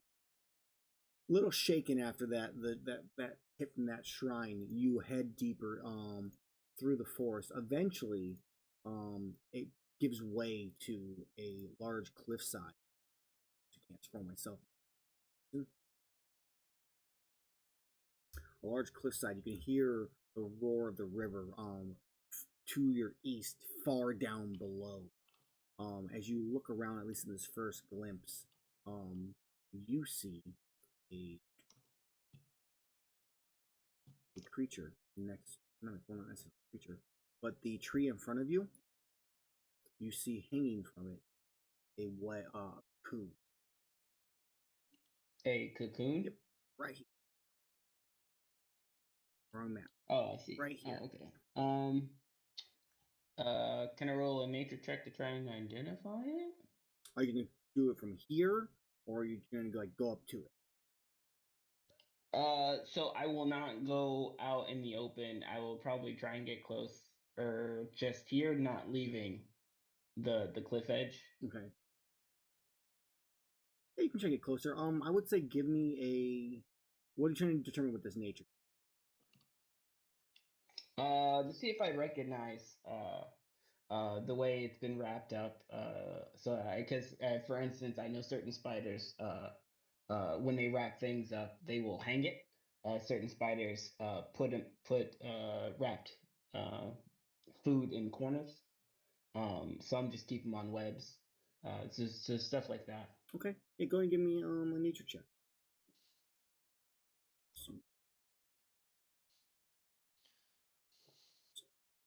13.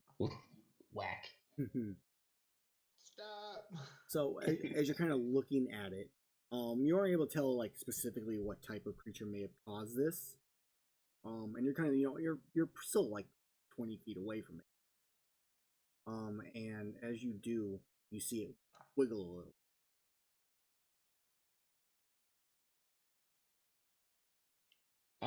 So how the guys are usually maybe just a minute or two behind me then? Yeah. All right. So what I'm going to do is I'll walk back here. Okay. And I will whistle their direction. Okay. And then I'm actually just gonna keep my eye on the cocoon the whole time. All right. When you whistle, you turn back around, you see the cocoon wiggling more. Okay. I'm still just gonna keep my eye. If something comes out and goes for the cocoon, I will go for it. Otherwise, I'm just gonna let it do its thing. All right. So you let it do its thing. Then it continues to wiggle. Then after 20 or so seconds, it kind of slows down and kind of rocks in the wind. The group eventually catches up to you. What do you tell them? What do you do? Yeah. When they show up, I'll pull out weapons. I will point out the cocoon and say, I don't know if, I mean, there aren't many people out here, so there's probably not a person in there. But just in case, you know, I will actually, huh, I guess this can't kill him. Hold on. Let me look up. I say we smash cocoon. Best case scenario, dragon pop out and we kill the dragon. Like, can we notice like any small appendages? It's completely wrapped up. It's not very large. It's not like your guys' size. It'd be about half your size. Maybe okay. half between half and three-fourths. But can we see I will. anything like small enough trying to push out, like a limb pushing, or is it just like shaking? Completely wrapped up. Like you guys don't see it shaking because it's kind of given up since it's been like 2 minutes since it has heard anything, or maybe it died. You don't know. I will set. I will cast create bonfire to the side of it to set the. And I will start to get close, and I will set the webs on fire, ready to rush in if it's a person. Okay. Because it would take them a second to burn alive. So it's hanging on the tree itself. So are you like trying to create bonfire like on the tree? Actually, yeah. Okay. So Well, like the point where it's hanging, so it might catch the tree on fire, but I will also run to put that out. Because I should only be like a second away from it. Sure. So how we see it happen then is when you cast a bonfire, you catch it like on like a branch, and as soon as it like forms, it like starts to tumble and fall apart. Because there's no purchase for the bonfire to stay like there, but you then watch as one of like the lit logs or timber falls and like hits the line of the web that's holding it up, and you watch it start to fall to the ground. You go to try to stop it from hitting the ground. You just let it hit the ground. Let it hit the ground. I mean, like, how high was it? 10 feet or so up. Does it look humanoid in shape? It's a round cocoon. Oh yeah, no, I'll let it hit the ground. Okay, it hits the ground. All right. I guess it's me then. I will walk up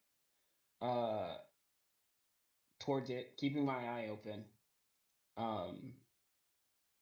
And completely prepared for something to jump out at me. I will like try and cut it open. Okay. Is the rest of the group, are you guys all staying back there just watching him?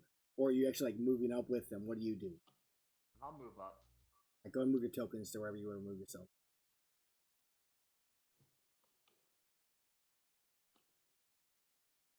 Congo, you start. So you open it up.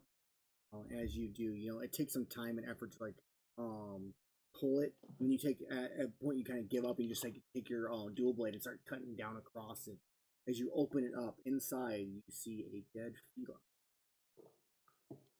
A dead who? A feline. Oh, feline. Yes. No, my friend. Oh, that is unfortunate. As you kind of all doing this, Congo, you're the one who notices. There is another one from the tree on the opposite side, so the angle kind of prevents you from seeing. And then, Okay, but I can see it now. way off in the distance, you see one more. Right about there. Yeah. All right, I'm gonna go ahead and take that one down. I'm gonna try to cut it open. Okay. You take it down, cut it open. That one, even as you like gently bring it to the ground, is. I'm gonna cry. Am I supposed to be able to see this one? Yes, that is one you guys can see now that you kind of moved towards that tree. You said they're like 10 feet up, right? Yeah, in this case, like, yeah, they're all basically roughly about. And our Goliath is 11 feet tall? Is he? No, I don't think he's like 8 feet. About. Or Hold the on a sec. Goliath? I did not put my height down. Yeah, I'm 11 feet tall. Oh, like yes, I know I'm 11 feet tall. I just didn't put it down to confirm. I don't know. Goliath. You referenced it earlier, and I was just Yeah. noting that means you could grab that So, without it hitting the ground. Goliaths are between 7 and 8. I will let you be 8 feet tall. All right, I will be 8 feet tall. All right, I'm on his Like a shoulders. shift. Okay. You hop on his shoulders. Okay. As you get over there, by the way, Marlock, you see 2 more. Can I yell out to see if any of them are still alive? Yeah, you yell out. You see one of them begin to shake, just barely. Yeah. Okay. Then I would let him know that we should start with that one. I think the other 2 are already too far gone. And, I would start cutting it open. Oh, I have a hunting horn. It's not going to be very effective for that. Start bashing it open. Let me look and see if I have a. I'd have a knife of maybe not a great one, but let me look over what I have. You have like a mess kit. Yeah, I do. So we'll assume you have like a knife for that. Right, so you begin to cut it open. Inside, you find Sheila, barely breathing. It's this color of its like it's puffed up, like it had like a bad reaction, like a wasp. Probably from the poison, you would assume, from whatever creature put it. Barely able to move, and like it's breathing his head. I cast Goodberry, and I keep feeding him good berries until he seems okay. Medicine. Okay. So after one, he's stable, but he's still like weak and unable to move and all of that. How many do you want to give him? I'll give him the whole set of 10. All right, give him all 10. So even after all 10, he looks better. Like he can move. The swelling's starting to kind of go down. It has those like cat like eyes of just like love towards you right now. Still weak, still bloody in terms of health, give you an idea. But able to move and likely to survive. And as it eats the last one, it kind of just like holds your hand for like a brief, little bit more time longer, and kind of like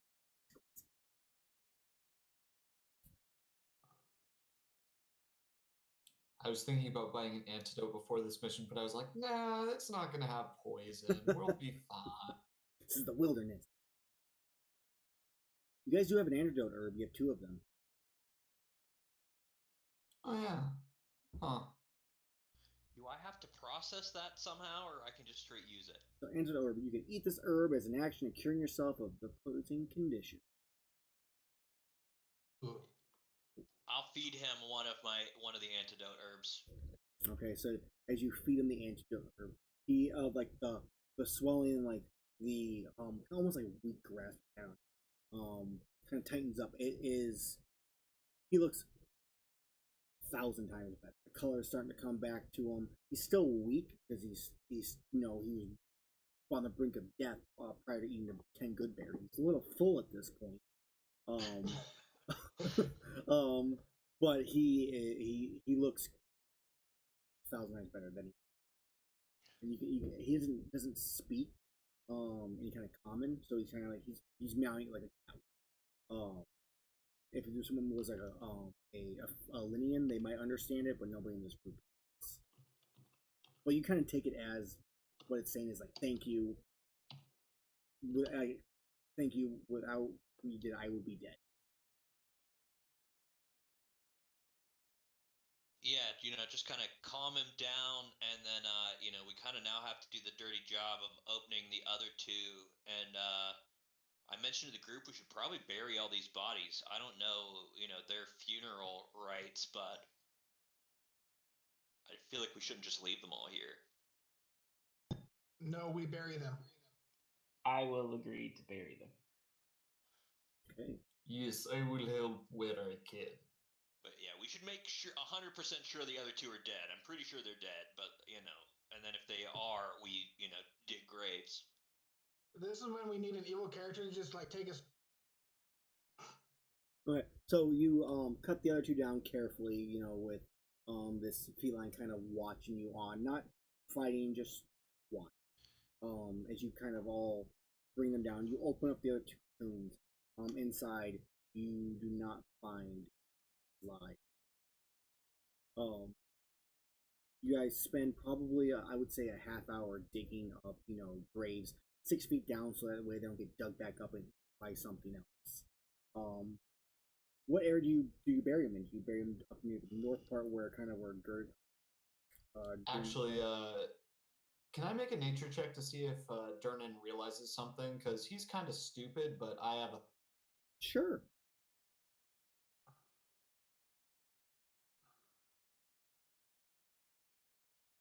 Okay. Okay.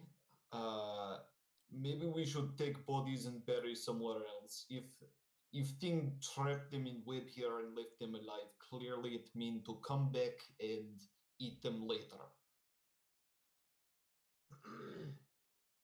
We do not want to be here when that happens.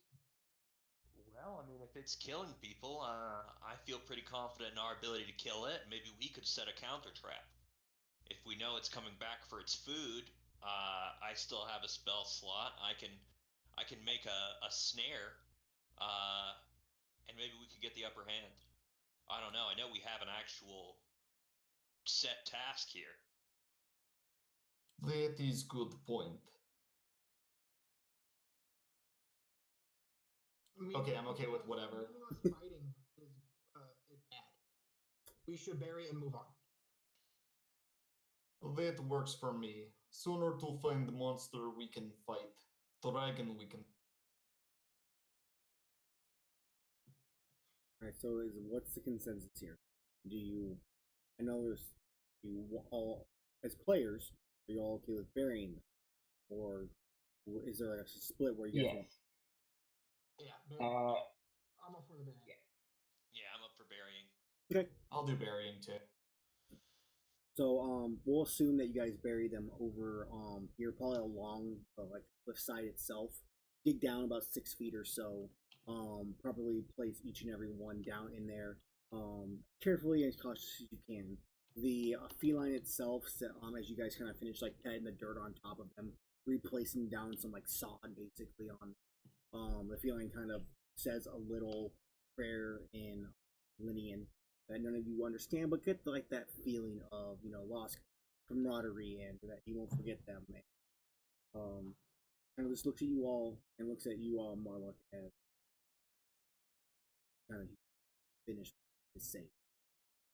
At that point, the rain kind of stops and subsides at the same time too.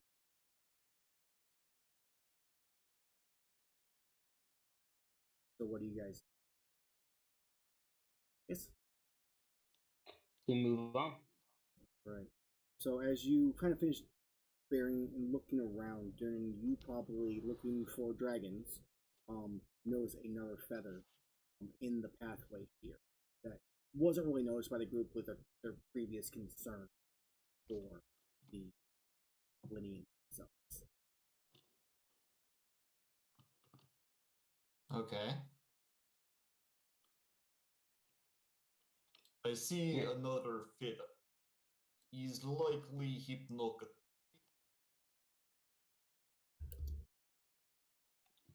I feel like my accent's been getting stronger as the session's gone on.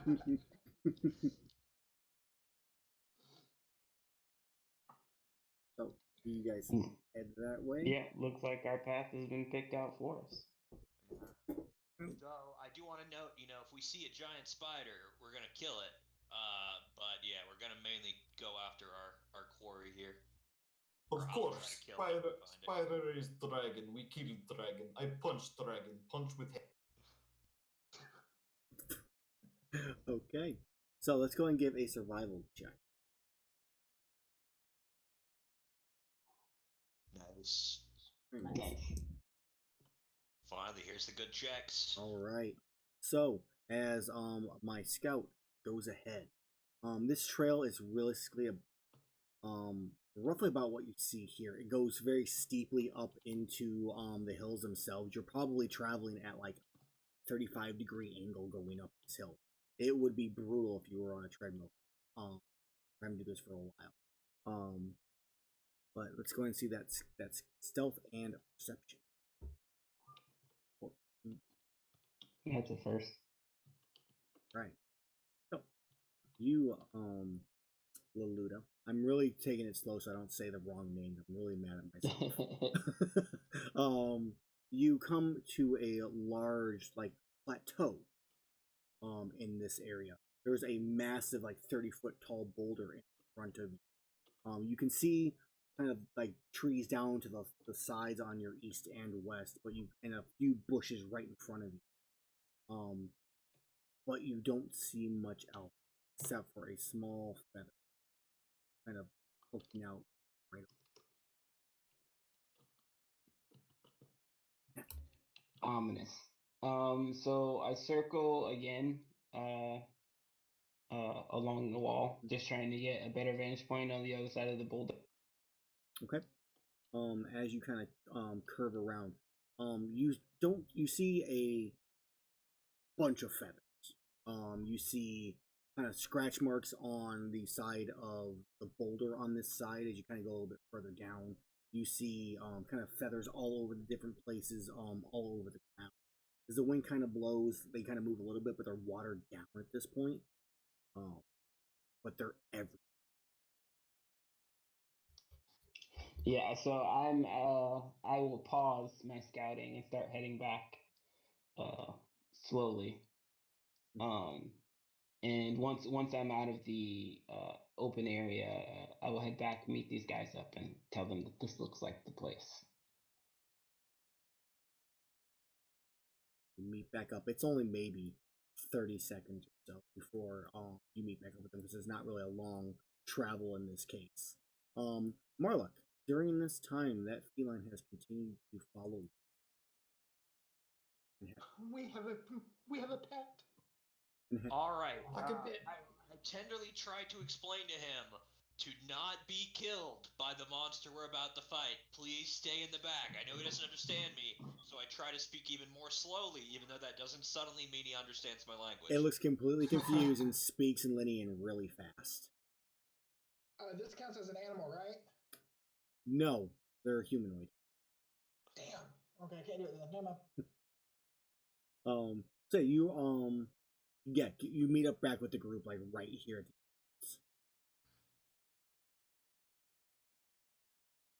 All right, I will let them know. I mean, I'll tell you guys myself. Yeah, there's a large pile of feathers. I mean, if this isn't the place, it looks more like the place than any other place that we've been. Finally, we get to kill big dragon. Yes, buddy. Big dragon. All right. I'm not sure whether Durnan would know that he's being condescended to at this. That is my hope.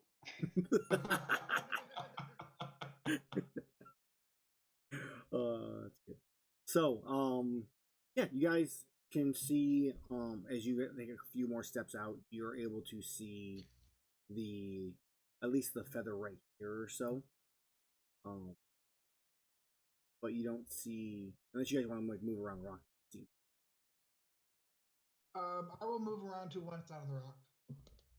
I'd like to quietly say to the group, do we want to go in quiet or do we want to go in loud?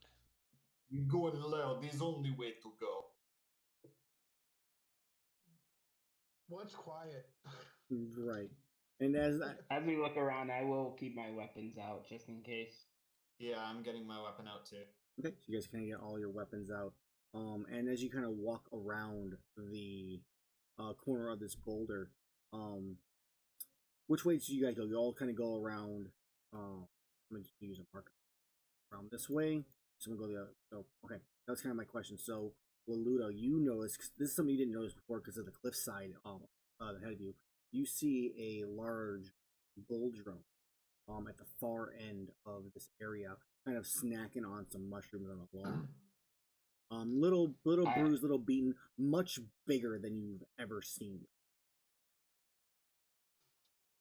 So I look at it, grip my weapons tightly, and just menacingly say, "Pig." And then, if has it noticed us? You guys aren't stealthing. It's technically not stealthing. Yeah, you kind of like look at it, like you say pig, and you turn and look, and you see like one eye looking in your direction. All right, and I will give my signature whistle that I've used one other time, and make sure everybody knows that I've seen something. Right. Can Congo step forward a little bit to get a better view of what he's looking at? No, I think at this point with the whistle, it definitely turns, lets out a squeal, and we're gonna roll for initiative. Sweet. I like this. I didn't actually hear what this thing was. Did you say mosswine or something else, or Bulldrum? Bulldrum. Oh, bulldrum. A very large.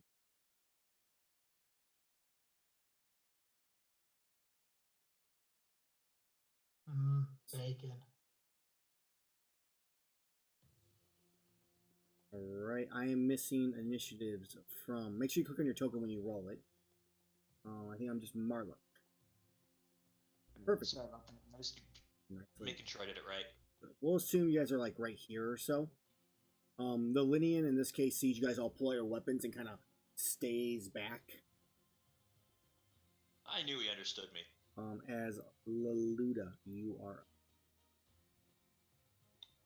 Where's the bulldrum? Oh, it's over there. Okay, I see.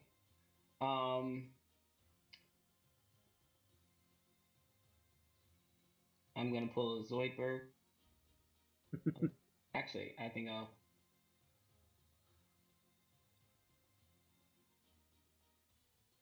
Oops, sorry, I did not mean to push that. Fine. And then I'll end my turn there. So you end your turn there. Congo, you are up. Okay, so Congo. I'll go use my action to my power file. And I will step forward.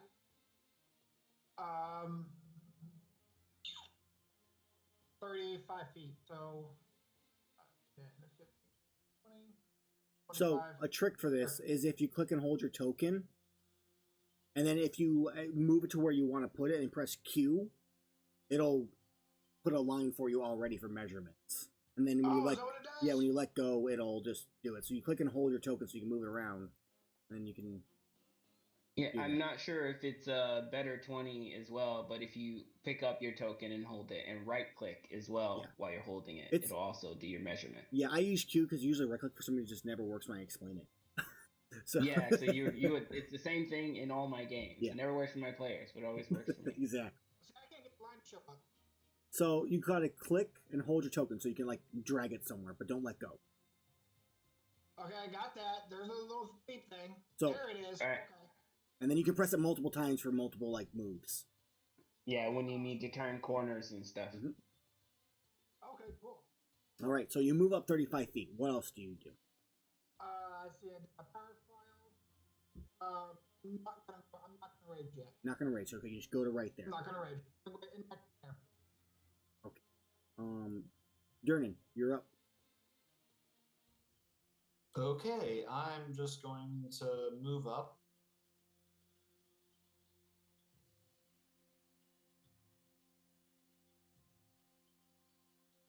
It's not letting me do that movement thing. So if you click, you're holding it, you can like move it like anywhere. Like you can drag it in somewhere else. And then just press Q. Oh, you have to press Q, okay. Yeah, Q, right, for some reason, like I said, whenever you right click, it doesn't. See, I was holding it down. That's why I wasn't working. You just tap, you just press it each time you want to move.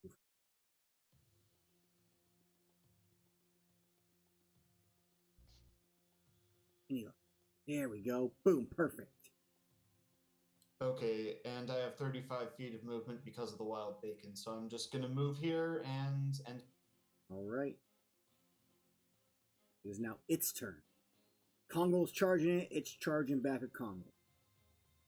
So let's say it kind of like lifts its head up, lowers it down, and starts just charging towards you.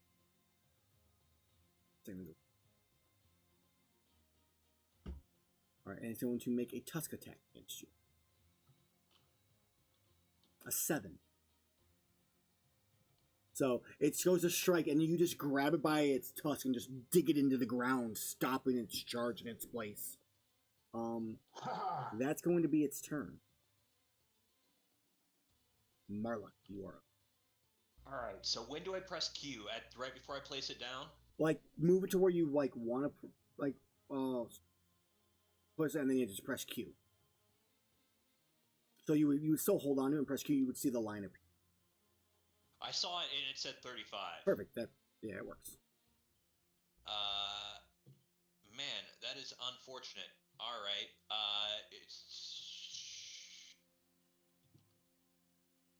I'm gonna dash. Okay, you dash. Now I'm right here, and that will be all. I'm gonna save my wild shape and rage for our potential final battle later. Luda, you are up. I'm going to bonus action dash, and take my normal movement for an extra 5 feet. Okay. And then make one attack. All right, one attack. Oh, a weird whisper to me. Oh, that whispers to GM. I can fix that. 13. 13. Okay. A 13 hits. As you do 15 points of damage to it. You strike into it. It starts to bleed a little bit and just shrugs it off like nothing. As your turn comes to an end, the feline kind of moves up the rock just to kind of like watch and peer around the corner. Congo, you're up. All right, I'm going to have my switch axe, use my bonus action to change it to a sword, and I will swing. All right. You're cutting out a little bit. I got all of that, but it was like getting like quiet and normal and quiet. 20 does hit though. Okay, awesome.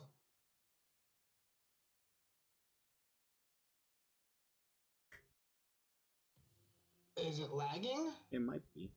There we are. There it is. Okay. 10 points of damage. Yeah, it was lagging. Damn it. No worries, it's not a big deal. So you strike into it too. Same thing. It kind of like shoves to the side and just shrugs it off, just like throwing its tusks at all of you. Anything else for your turn? That will be.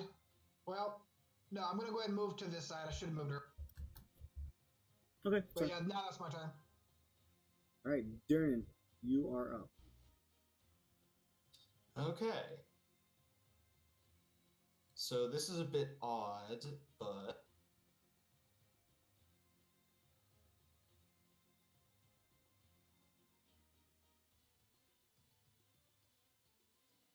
I'm gonna move like that, so I move in a straight line. Gotcha. You move so you get your 20-foot reach. Yeah.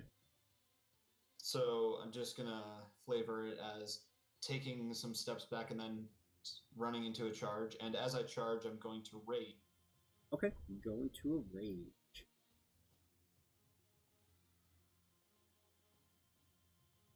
I make your And I attack. clicked it. It's just gonna. Yeah. Okay. 18 okay. hits. And then I'll just. And then I'll just add the rage damage onto the D. Okay.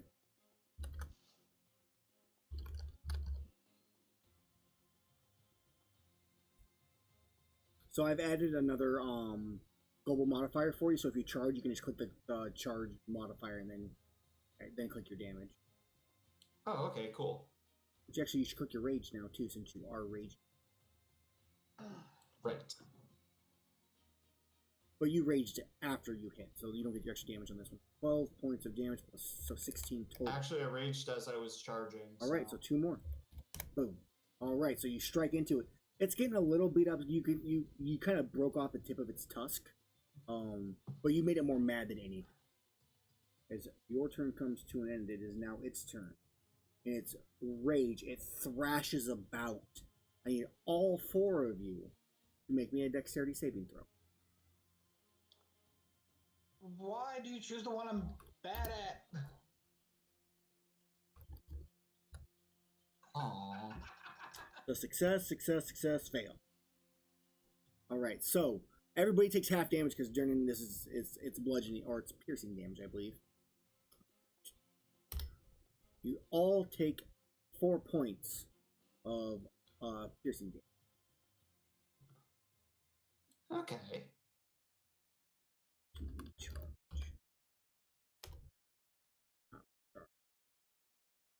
Marlock, you're up.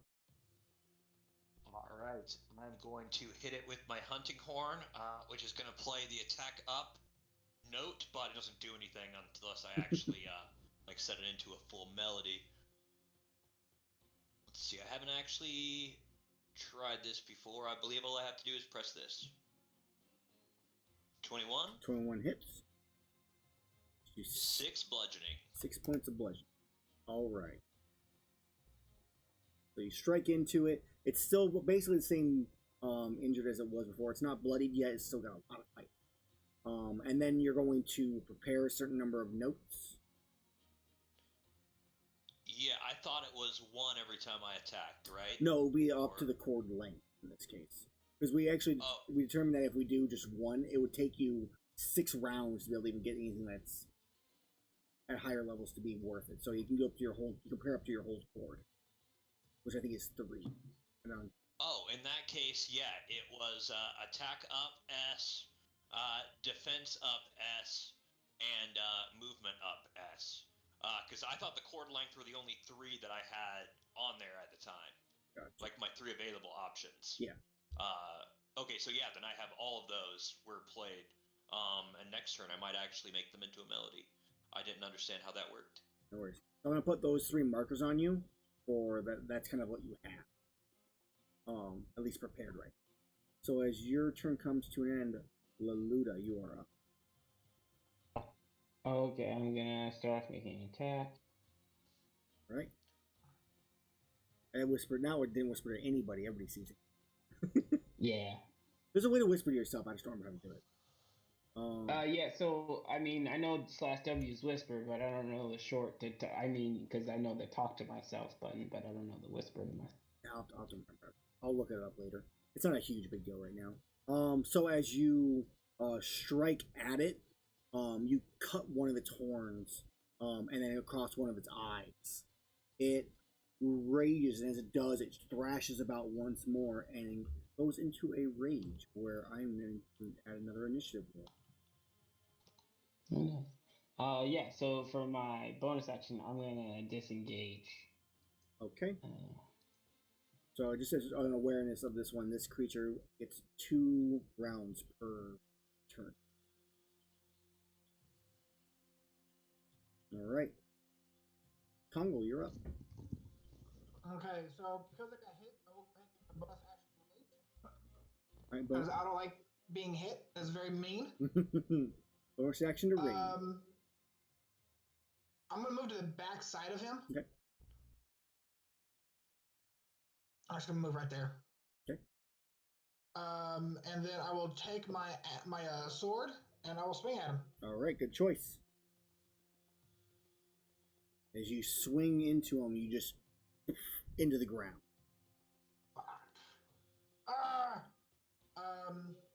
So yes, 5, 10, 15, 20. I still got 15 feet of movement in my. Okay, what are you doing with that 15 feet of movement? If I'm prone, I'm gonna stand. You're cutting out again. I said if I'm prone, I'm gonna stand up.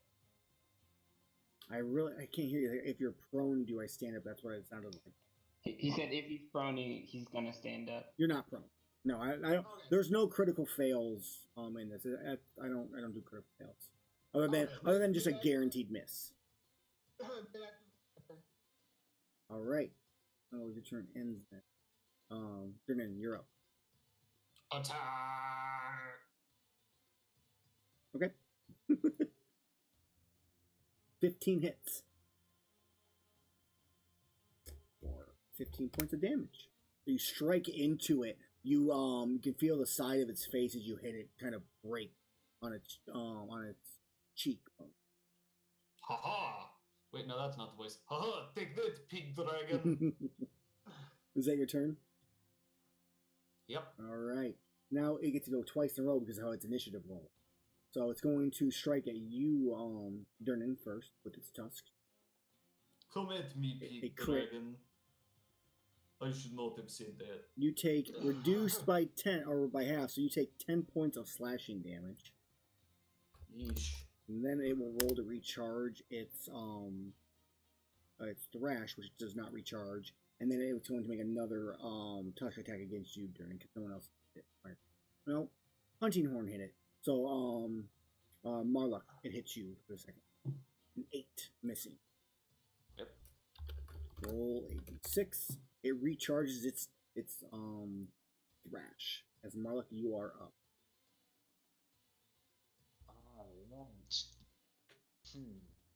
Part of me kind of wants to play this melody because I've never actually done that, but I feel like I'm better off attacking it, and so I'm going to attack it. Okay.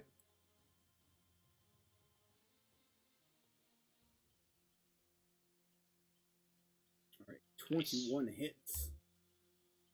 13 points. How did I roll? Oh, because the strength bonus. Yep. So yeah, you strike, hitting it. You break one of its other tusks off. It is bloodied, battered, and broken. It has still got some fighting. It's not letting up, but it is slowing down.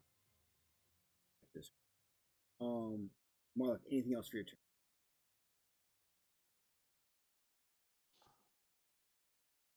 I'll assume no. Oh, sorry, no, my bad. All right. Laluda, you are up. All right, I'll take my attack. All right.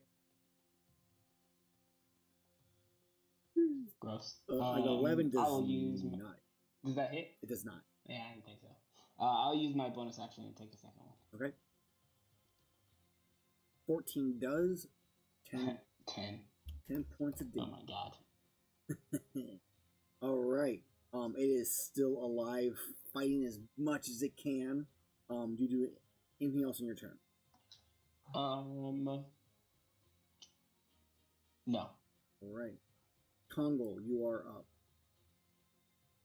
All right. I'm gonna pick my sword here, All right, hit him with your sword. and hope that this is or not. This is I hope it misses. I thought you did. 22 does not miss. Nice. All right. 13 points of damage. As you strike it, it is holding on by a thread. It like slumps to the ground and barely picks itself back up, bleeding from everywhere. As your turn comes Die, to pig! Durnan, the pig Once dragon, again, is so close. the pig dragon. That'll end my turn. Durnan, what do you do? Okay, so first I'm gonna drink my potion of first aid. Wait, that would be an action to do that. Really? I thought taking a potion was a bonus action. That's actually a homebrew rule. If you had the sword and shield, there's a certain materials that let you do that. Otherwise, it actually is a normal action. Oh, okay. In that case, I'm just gonna smack it. Okay.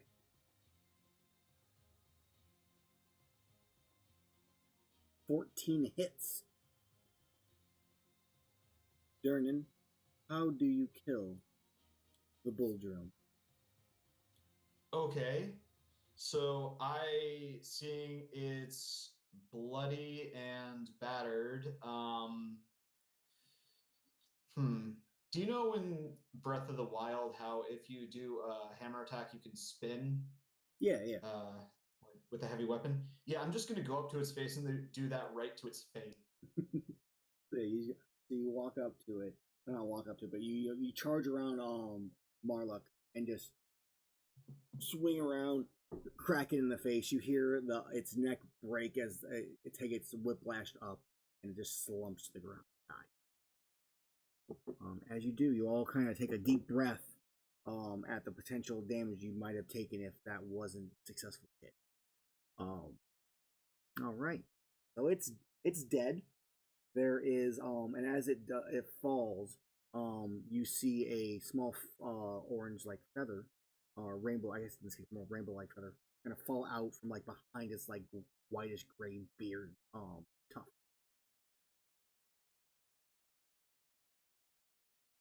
Huh. So I do let these guys know that I did see it. It was a little beat up before we murdered it. I can assume it may have gotten into a fight with whoever these feathers belong to. Is possible. I was glad to have punched dragon. Also out of character, I think you should keep with the appending dragon onto creature types thing. I love it. Oh, absolutely.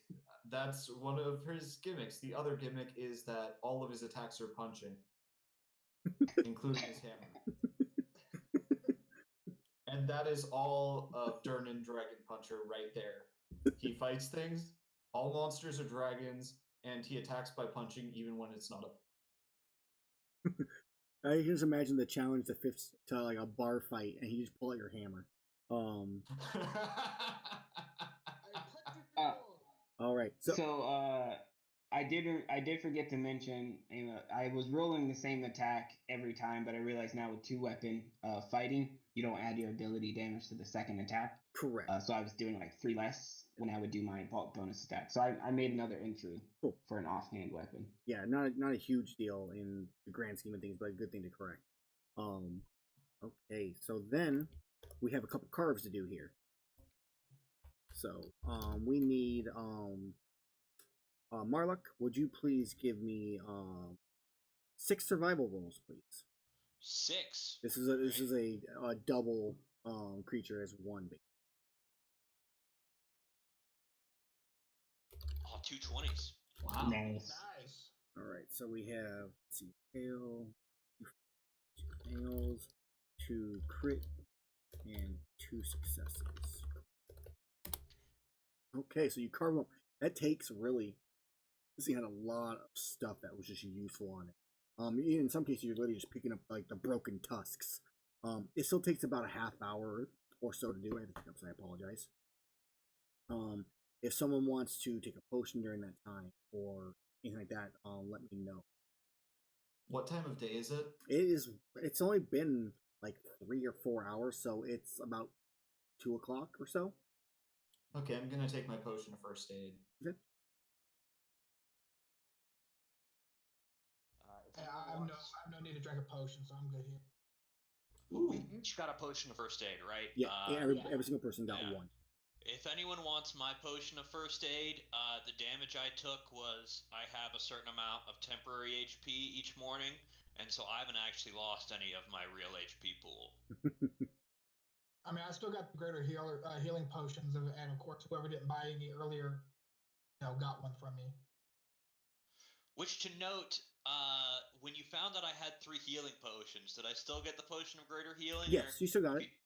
Oh, okay, I took that off my sheet after I. Oh, no Let me worries. put that You back still on. got it, yeah. Yeah, typically I give everybody, because especially like in these kind of games where there's no healer all the time, it's okay to have extra potions. That's kind of the purpose of it. Yeah. I was in a campaign for a while where there were no spellcasters. That was a lot of fun. Did that on Sunday. There was like nobody to heal, and we're just like, All right, so as you finish carving things up, you kind of chug your potions. There are still more feathers all in the air, kind of like there's more of them as you kind of look up the cliffside leading into a cave. You see a large cave. It's roughly about 30 feet tall or so, about 10 feet wide, 20 feet. we should go through cave. Agreed. Yeah, I think that's probably where our quarry is. Though I know I've said I thought I found our quarry before now. So as you guys climb up onto the side of it and you kind of peer in, you are looking literally like face to face with a very vibrant hypnotic staring right back at you. I look at my accented friend and I say, I look at him straight in the eye and I nod towards it and I say, chicken drill.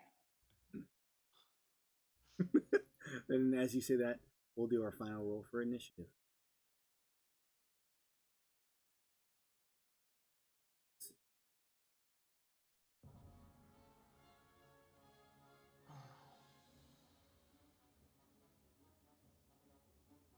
Ooh, I like this song.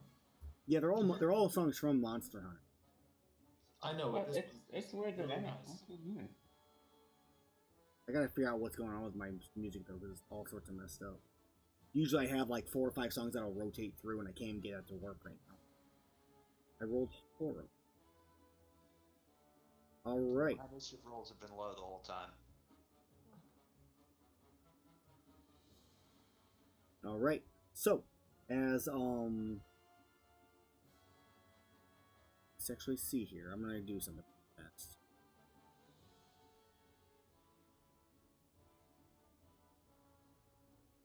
Perfect. All right, Kungle, you are up first.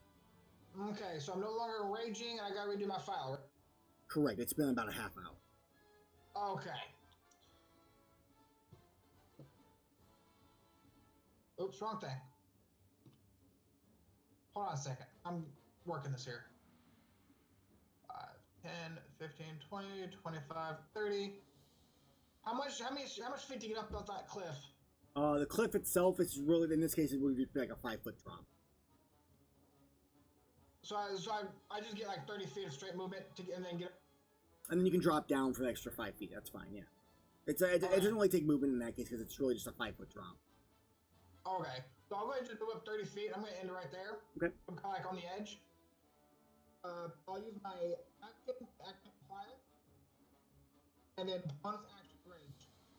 Like, you're gonna bonus action. That's your last rage then, because isn't that your? Yep, it's bonus rage. You get 3 rages. Yes. Okay, to make sure.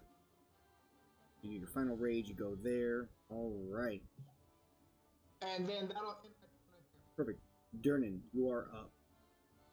Okay, so as an action, I'm gonna drink. I don't know if I want to drink my dash potion. Nah. Actually, this is the time to use it if I'm going to use it. So I'm gonna drink my dash potion as my action. Okay. Which I assume is still an action. Yes, it is. And then move, I get. So I'm currently at 45 feet of movement speed. Nice.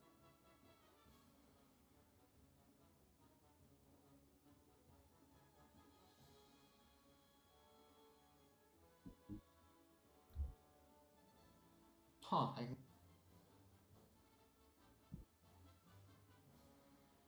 And then bonus action rage. Bonus action to finally rage. All right, and that's your turn. Yep.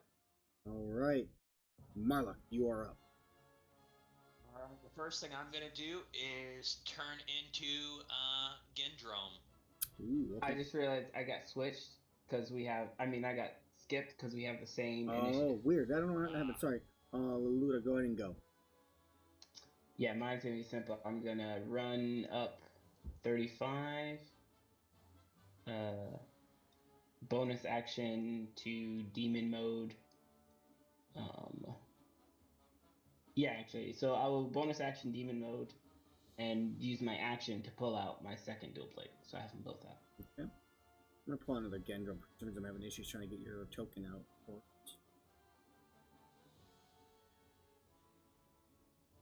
I'll just give you control of this one.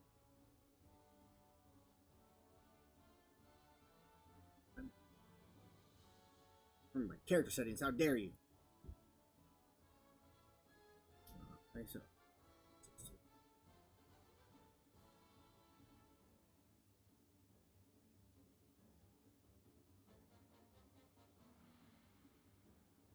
So you should be able to move that Gendrum now, but still use the copy version for your other stuff.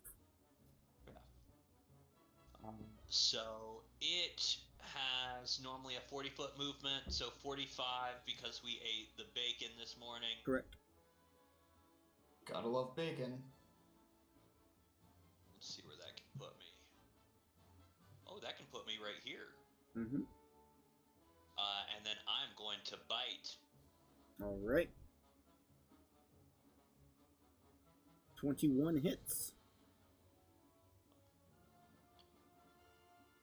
It's a con save, correct? Yep.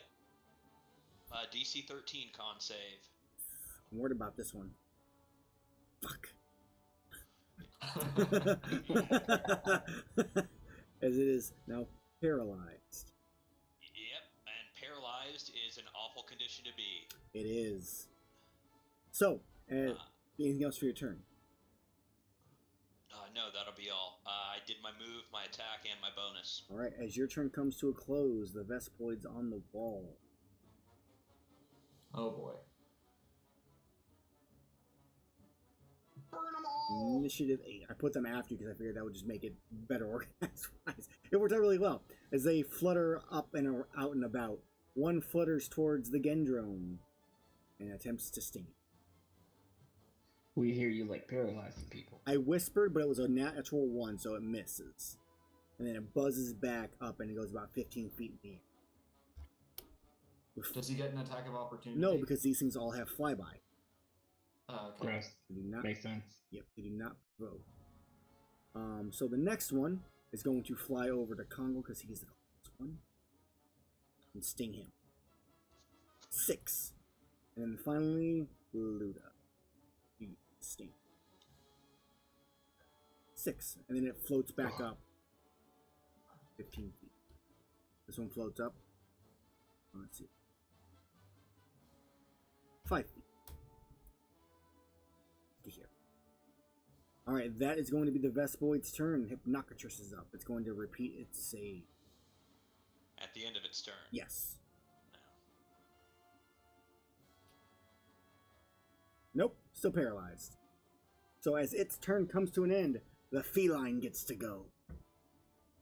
Ooh. The feline, you watch from the background, pulls out a horn and just like blows the horn. Marluck, you as the Gendrome gain an inspiration die. You get like bardic inspiration. So you get to add a D4 to any roll within the next 10 minutes to a ability check, attack roll, or saving throw. And that is going to be its turn. Dead dope. Congo, you are up. Alright, so I will move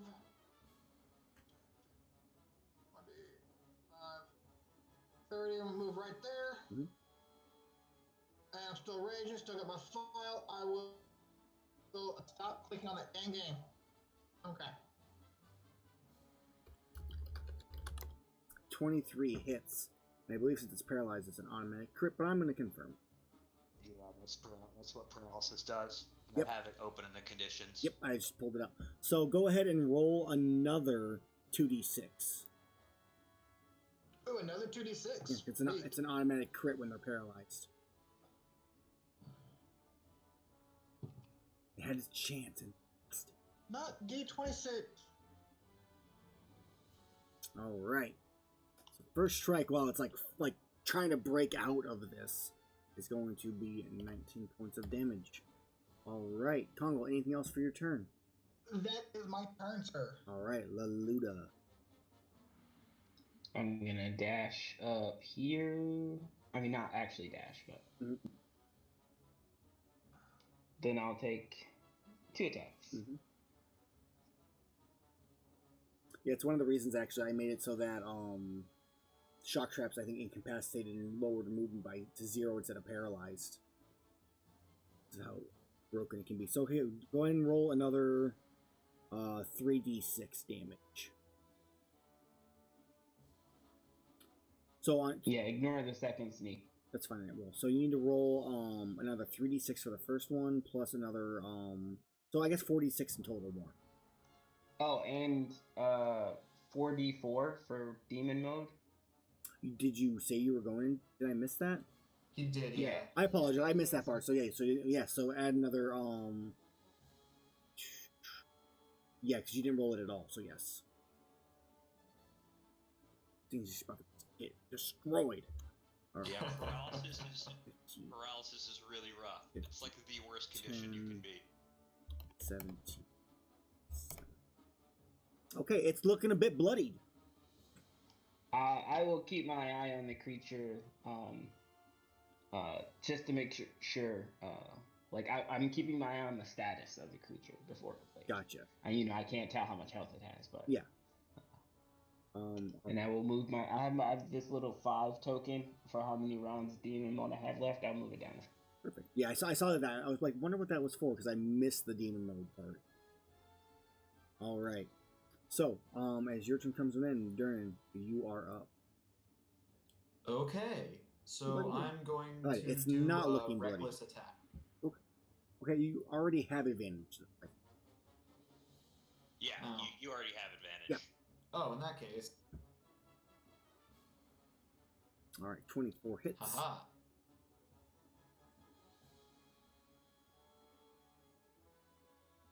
All right, and then go ahead and roll another. And that's that. Roll another 2d6.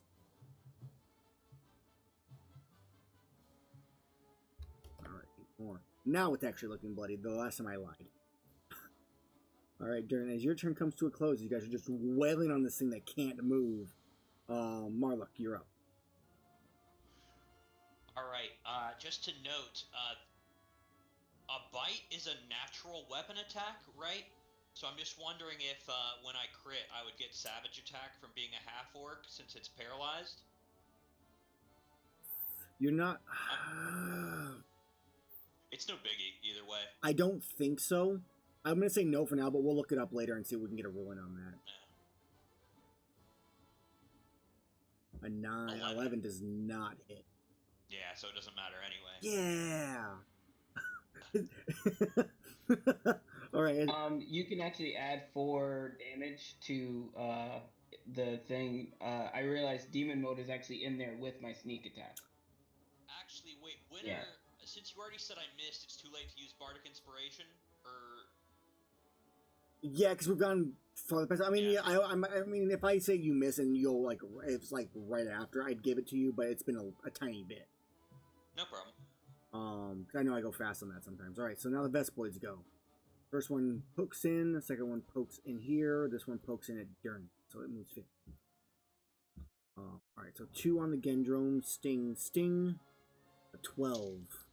Come on, Vespoids, do something for me. And then Durnan. Right now my AC's 13 because I'm cursed. Yes. 15, Durnan. That does hit. Yeah, I need you to make me a Constitution saving throw. Let's see if you feel how it feels. It's a success. So you take. If it actually was the roll. Come on, you can do it. You can do it. Roll 20. It again. That was a low roll. You take 1 point of piercing and 5 poison damage, so 6 total. So, like, 3? Raging? Totem Bear? Totem Bear. I can't remember who's Totem Bear and who's not Totem Bear. So yes. Yes, there's 3 total if you're a Totem Bear. Alright, and these are gonna all back up or fly 15 feet up and out of the, I guess 20 feet because you're a Gendron. Get out of that ring. Alright, Hypnocatrix, come on, baby, you can do it. Yeah! Nice. Aww. It has a chance to maybe do something next turn. Alright, Feline's up. It is going to just hold its action. Kongo, you are up. Alright, Congo will take another swing. 23 hits.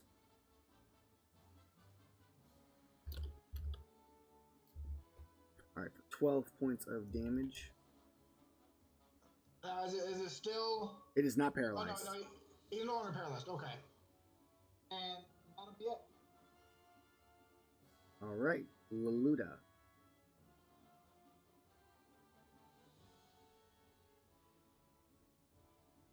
Oh, that's me. I spaced out super hard.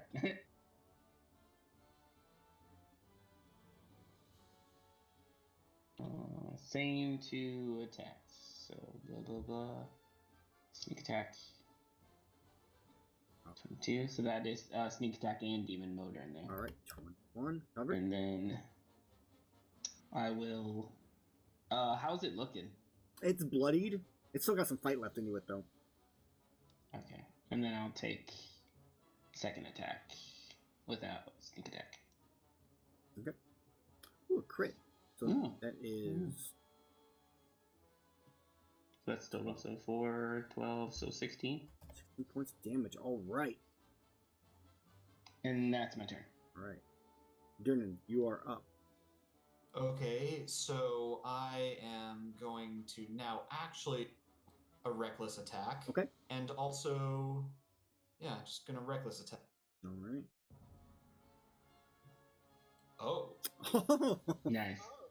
Oh, Also, I'm going to use Mighty Weapon. I take away your guys' crits, and you take them back. Alright, Mighty Weapon is a con save, from what I remember. Yep, I believe the DC is 13, right? It's stunned. Wow. Ah. Alright.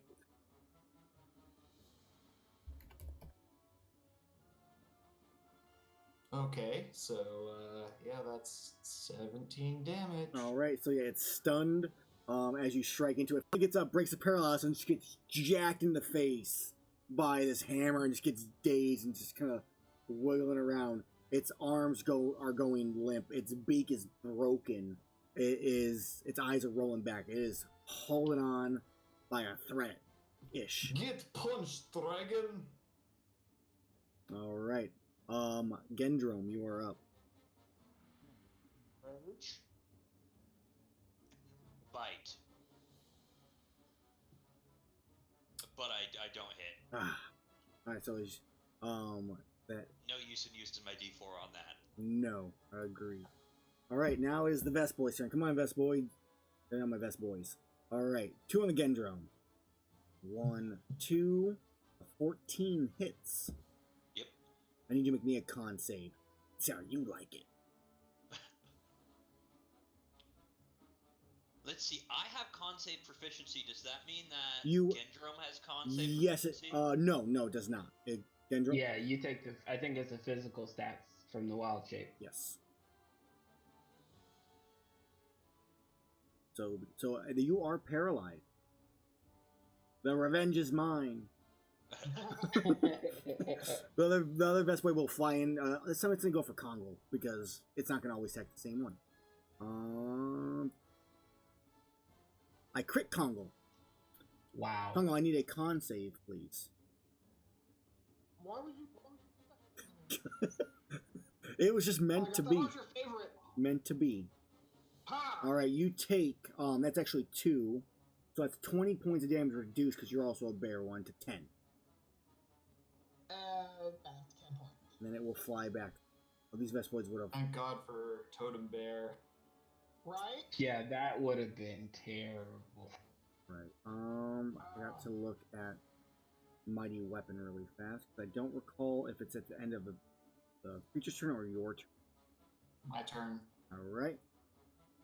Wait, so I got paralyzed. Was I also supposed to put some damage down? Did I? Yes, you zone took it 10. as You took damage? 10 points of damage. Okay. And that is the Hypnocritus's turn. The feline is going to. It's still just gonna hold its action and wait. Oh, sorry, I didn't mean to click that. No worries. Kongo, you are up. You have advantage on the attack. Alright, I'm going to swing again on him. An 18 hits for 13 points of damage. It is still alive. It is. I mean, it's stunned, so it's kind of like almost like falling over at this point. As Leluda, you are up. Don't I roll extra Um, damage because it's paralyzed? No, it's stunned, not paralyzed. Oh, it's stunned. Okay. I'm gonna take a step back Okay. and throw a trank bomb. Oh, I'm actually gonna try. I'm gonna roll my normal attack, so I don't have to type it because it's also dex based, right, but and it's not a plus or but you're not anything, so. but you're not proficient with the trank bomb. With It's an unarmed attack. like a range attack. It would just be- shooting it would- attack- it would- oh, improvised weapon. It would says right be there, yeah. straight. It's straight dexterity is what it is. Yeah, unless you have like Tavern Brawler stuff that gets you good at improvised I weapons. mean, it's still great. 21 hits. So go ahead and roll a 5d8. Don't fuck. 31 points. All right. As you hit it, it starts to get ready to like shake off the stun, and as it does, gets hit with this pink, just like smoke, just envelops it, and you watch as it just kind of slumps and hits the ground, begins to sleep. But there are still Vespoids to deal with, so the fight is not done. All right. Durnan, you are up. The Hypnocritus sleeps soundly, never to awake again. Okay. So, I'm going to insist that we kill this thing after we finish the Best Boys. Just say it. I'm with you. Okay, so, Durnan is going to take one step to the right. It and is 15 feet. swing his hammer at. It's 15 feet in the air, though. Okay. Oh. Wow, I'm actually useless right now. I think a lot of us are. I think we all are. You can ready an action though to attack when it gets close. Yeah, that works. Already in action to, like, if it swoops by me, I'm going to take a swing. Okay, yeah, I was gonna suggest it next round in case none of you thought of it. So I was gonna get at least one fun round in. All right, so you ready in action for one comes to you. Marluck, you need to make a con save to see if you're still paralyzed or not. You are no longer 11. paralyzed. All right, but that's my turn though. It's the end of the turn, Correct. right? Is it like what I do? Yes. So Vespoids are now up. The one is going to fly down towards you, Durnan. So go ahead and make your attack. Okay.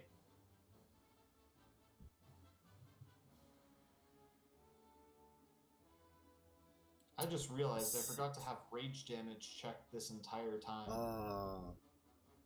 So you miss on your attack and it gets to strike at you. I did not expect this.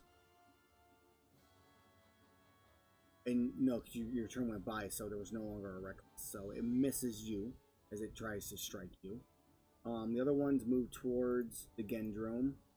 And then as a standard Vespoid move, flies around and then stabs Kongo. Kongo, it hits you. I need a con save. As you take 4 4 points of damage. This one also buzzes about past again to Leluda to sting you. 13 with the AC. That just misses. That one With the curse, I'm at 14. Right. These two both fly back up. That one cannot. It is gone its max distance. Noctra sleeps. Feline does nothing. Kongal, you're up. All right. I'm going to step out here. Just a little bit. Oh, why'd that happen? And I will ready an action to smack any one of them, I guess, that comes by me. All right. And that, at the end of my turn, since I didn't swing, that takes care of my rage, right? Correct. Okay. So no longer raging, even though those things piss me off. All right. All right. That'll be my turn. Leluda, you are up. I will take my 2 attacks. All right.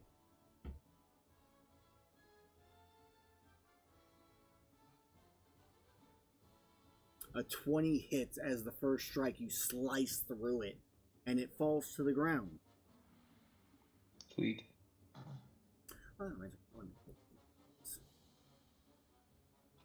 I will move. No, I'm gonna re-roll it. Oh yeah, so just Over there. And that's my turn. all right. As your turn ends, Durnan, you are up. Okay, readying in action. My rage is over, by the way. All right, ready in action to attack. All right, Marlock. I lost my rage when I was paralyzed, didn't I? Because I didn't get attacked or attack.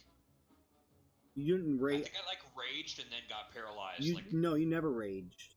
I did. I know at some point I. Yeah, he did. I did hear him say he raged. I can't exactly remember when. It was when he It was was in his. before I got paralyzed. Because I didn't rage. Yeah, it during would have been because you paralysis. just got free of the paralysis. So Yeah. All right, then I move here. How high up did you say the they Vespoids are? That one's 15, so that one should be in your range. I was about to say. Well, the other thing is I could just have jumped, but True. I guess I don't need to do that then. So I'm going to bite it. All right. Hope I haven't hit with a bite in a minute. A 13 is enough to hit it. Cool. 10 piercing. Boom. All right, so as you bite down on that one, you swallow it whole, and That's gonna hurt when I turn back. that one Oh. vanishes. So one of the rules I do for like the Vespoids and like the Horntar stuff like that, if you deal more than double its HP, it's destroyed outright. You can't even carve it. If you do less than double its HP, then you're able to carve it. So Marlock, as your turn ends, it's now the last Vespoid's turn. Who do I pick? I'm gonna roll a d4, see which one chooses. Going left to right. 3. Durnan. It buzzes by Kongal, towards the Gendrum, and then back to you, and then stings you. Okay, attack of opportunity. Not attack of opportunity, but like ready to action. Does that happen before or after it attacks? Before, because you were ready for when it got in range. Okay. Don't mess this up. Mess it up. Yeah, it Yeah. missed! So, it hits you. Oh. It doesn't have a crit, so you take, that is 10 points of damage. I need a con save.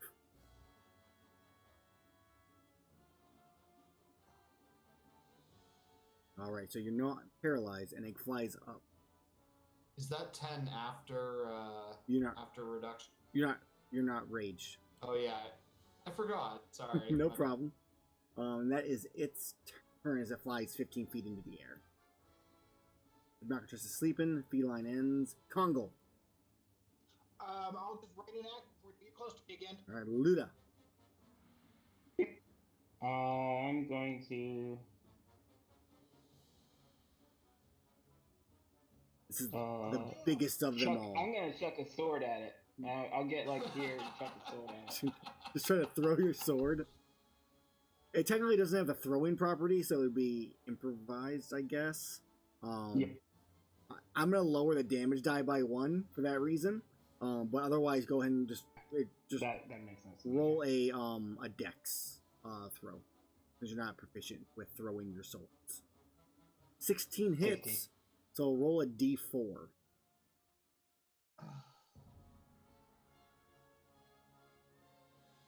Would it be 2d4 because of demon mode? I think demon mode's only. I mean, technically, you're hitting them with the weapon. Oh yeah, that makes sense. I think it's only with the weapon. I mean, he's technically. When you actually make a melee attack. I'll say yeah. Yeah. So there. 4 damage. Oh right. Also, demon mode only works on the first hit per turn. Oh, I just realized, so it wouldn't count on your offensive attacks. Oh yeah. Okay. So, all right. So 4 points damage. This one is still alive. So as the sword hits it, it goes through. It clips one of its like 4 or 5 wings. Or now it has 5 wings, as it had 6 of them. And it's kind of buzzing sideways and like skewed, but it's still alive. As Durden, I'm assuming you're ready in your action.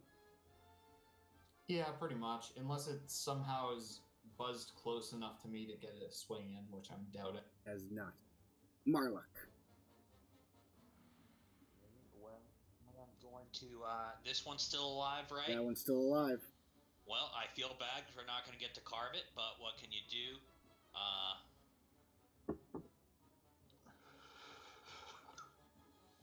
I mean, I might miss. I've done that a couple times. So demon mode does say it just deals an extra 1d4 weapon damage. Oh, well, I hit. All right, sorry everybody. 9 points. It's a Vespoid. Who cares? Yep, and that is. Oh, actually, that one was a big Vespoid. So even with 9 damage, it does not get obliterated. It is still alive as it falls to the ground and curls up as the as the final creature dies. The music begins. As you I guys, just thought of something. yeah, When the Vespoid moved in, right here, shouldn't that have been my action? you should have also got one. Yes, my bad. No. Yeah. No, that's fine. Are you gonna take it?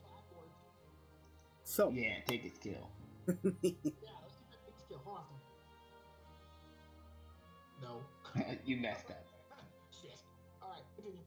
all right, so I will walk over to the Hypnocatress and give it a couple. Are you planning to attack it? No, I am not. You see, I'm very gentle with it actually. But yeah, I just give it a once over, a nod, and then say, "Let's pack up and go." I assume we're done, right? Yep. I wanted to punch dragon, not make dragon sleep. And that's where it fades. Where it fades to black to everybody's imagination of what actually happens next. That's it. Freeze frame. So, in terms of rules, it's captured, and we'll roll on the capture table, which means no carve checks. So what we need to do is we need to make 2 Vespoid cards and then 3 Hypnocatress cards. So if you would, Marlock, as you leave your Gendrome form, I need you to Turn into a half orc. I think I'd have a real hard time carving. Otherwise, yes, you would. So, go into the 2 Vespoids first, and then we will do the Hypnocatress.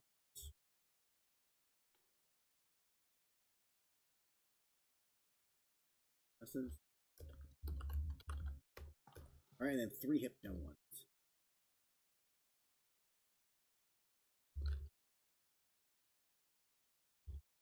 Successes, 1 Oh, fail. sorry, 1 extra came out there. No worries. So 1 fail, 2 successes. All right. So we got some rolls to do and some loot to pass out. So we're gonna kind of go. We'll do the Hypnocatress last. We'll try to go to the order of what you guys killed. So I need to pull up some stuff.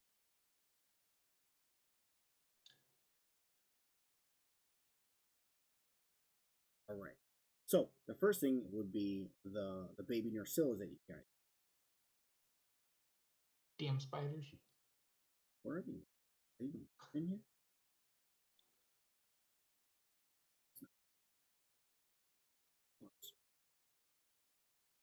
All right. So you guys have 2 fails, so you automatically get 2 rubbery.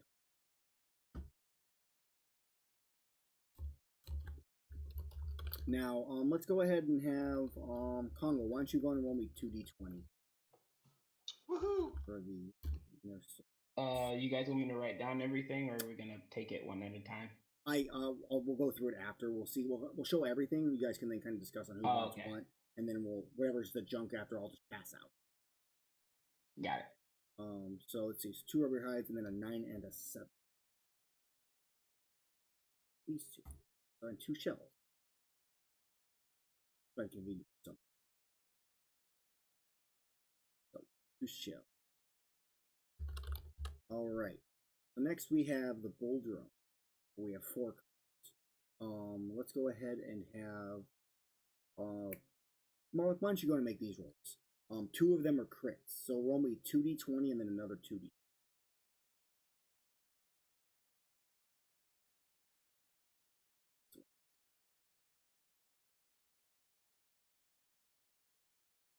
And then a 36, which is a 20. And then go and roll me roll me one more 2d20. The last 2.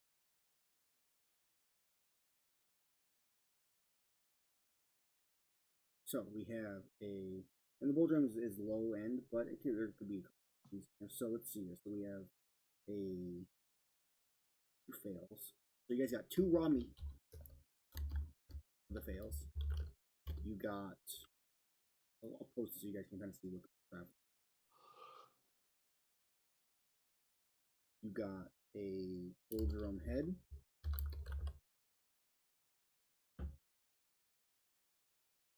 You got a bull drum tusk.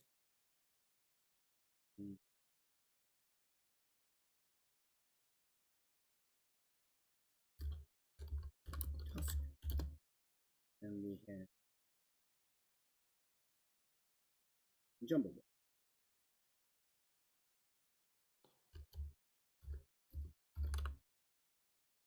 So 2 Jumbo. Ooh, Right. Jumbo Bone. Vespoids. Let's go ahead and have whoever. Laluda, let's go and have you roll for the Vespoids. Roll me a 2d.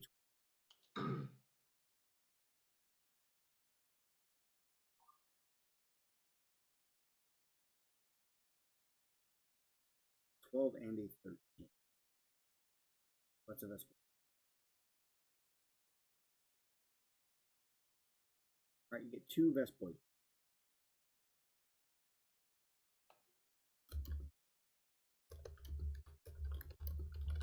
And then finally, the Hypnox. Durnan, 2d20.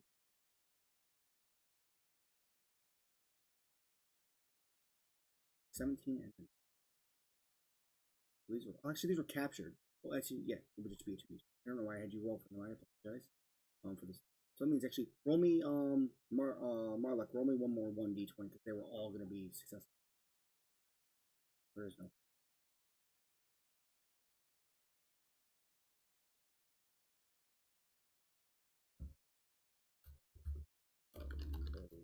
Feather.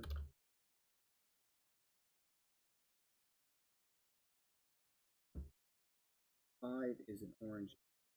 Oh. And then we also have as the final thing.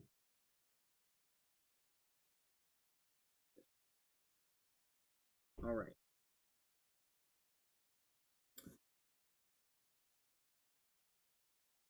Is there anyone specifically that like any of you like want out of everything? The bull drum head for me. Does anybody else want the bull drum? Kinda, because I have a hammer. I already have something equivalent to the bull drum head. Oh, well, not with a weapon effect, but I don't use either of those weapons anyway, so no.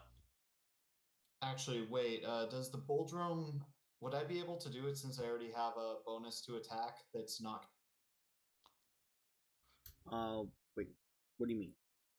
Like, Because you can only have 1 extra damage effect. He's asking if the weapon effect will also work.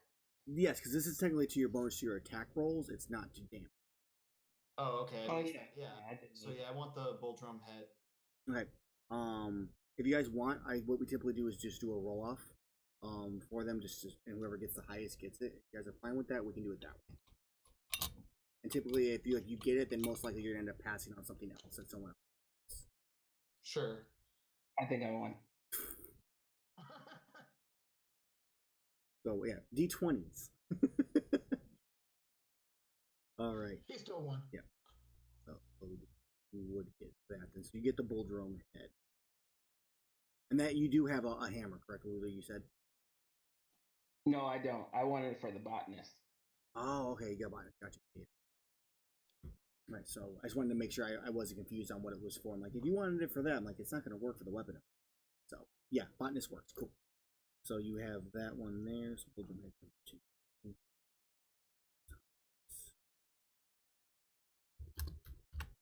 All right. Is there anything else anybody else specifically wants, or is it?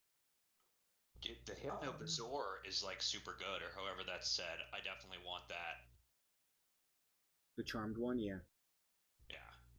Okay, that one. Yeah, I don't want that one. All right. Yeah, it's all you. Well, someone else said they did want it or they didn't want it. See that Congo? I couldn't tell. Yeah, no, I don't want that one. All right, so I'm gonna pass that one up. all right, then Marluck, that would go to you then. Awesome. I would. Can't believe no one else wants that. I'm a little interested in the rainbow tail feather for my armor. I'm not sure which one you said you were in. The rainbow tail feather. Oh, the Rainbow Tail Feather. Okay. And I'm also interested in the Bulldrome tusk. Either one of those is fine by me. I mean, the Tusk is kind of one of the weaker ones. I don't think anybody's going to object to that. Yeah, he's good. Go ahead. I would also be interested in the Vespoid wing. I'm actually interested in that too. There is 2 Vespoid wings. Yeah. Yeah, so that works. So I'm going to make sure I get this right. So, Bulldrome Tusk, are we good with him getting the Rainbow Tail Feather also for Congo? Yeah, that works for me.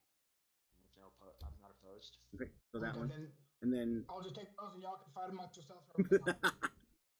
All right, so then we have the so the Vespoid wings. You both want one. Only 2 of you want it, correct? That was Yep. Durnan and Marla. Leluda. And Durnan. I'm assuming that is correct. So Vespoid wing for both Leluda and Durnan.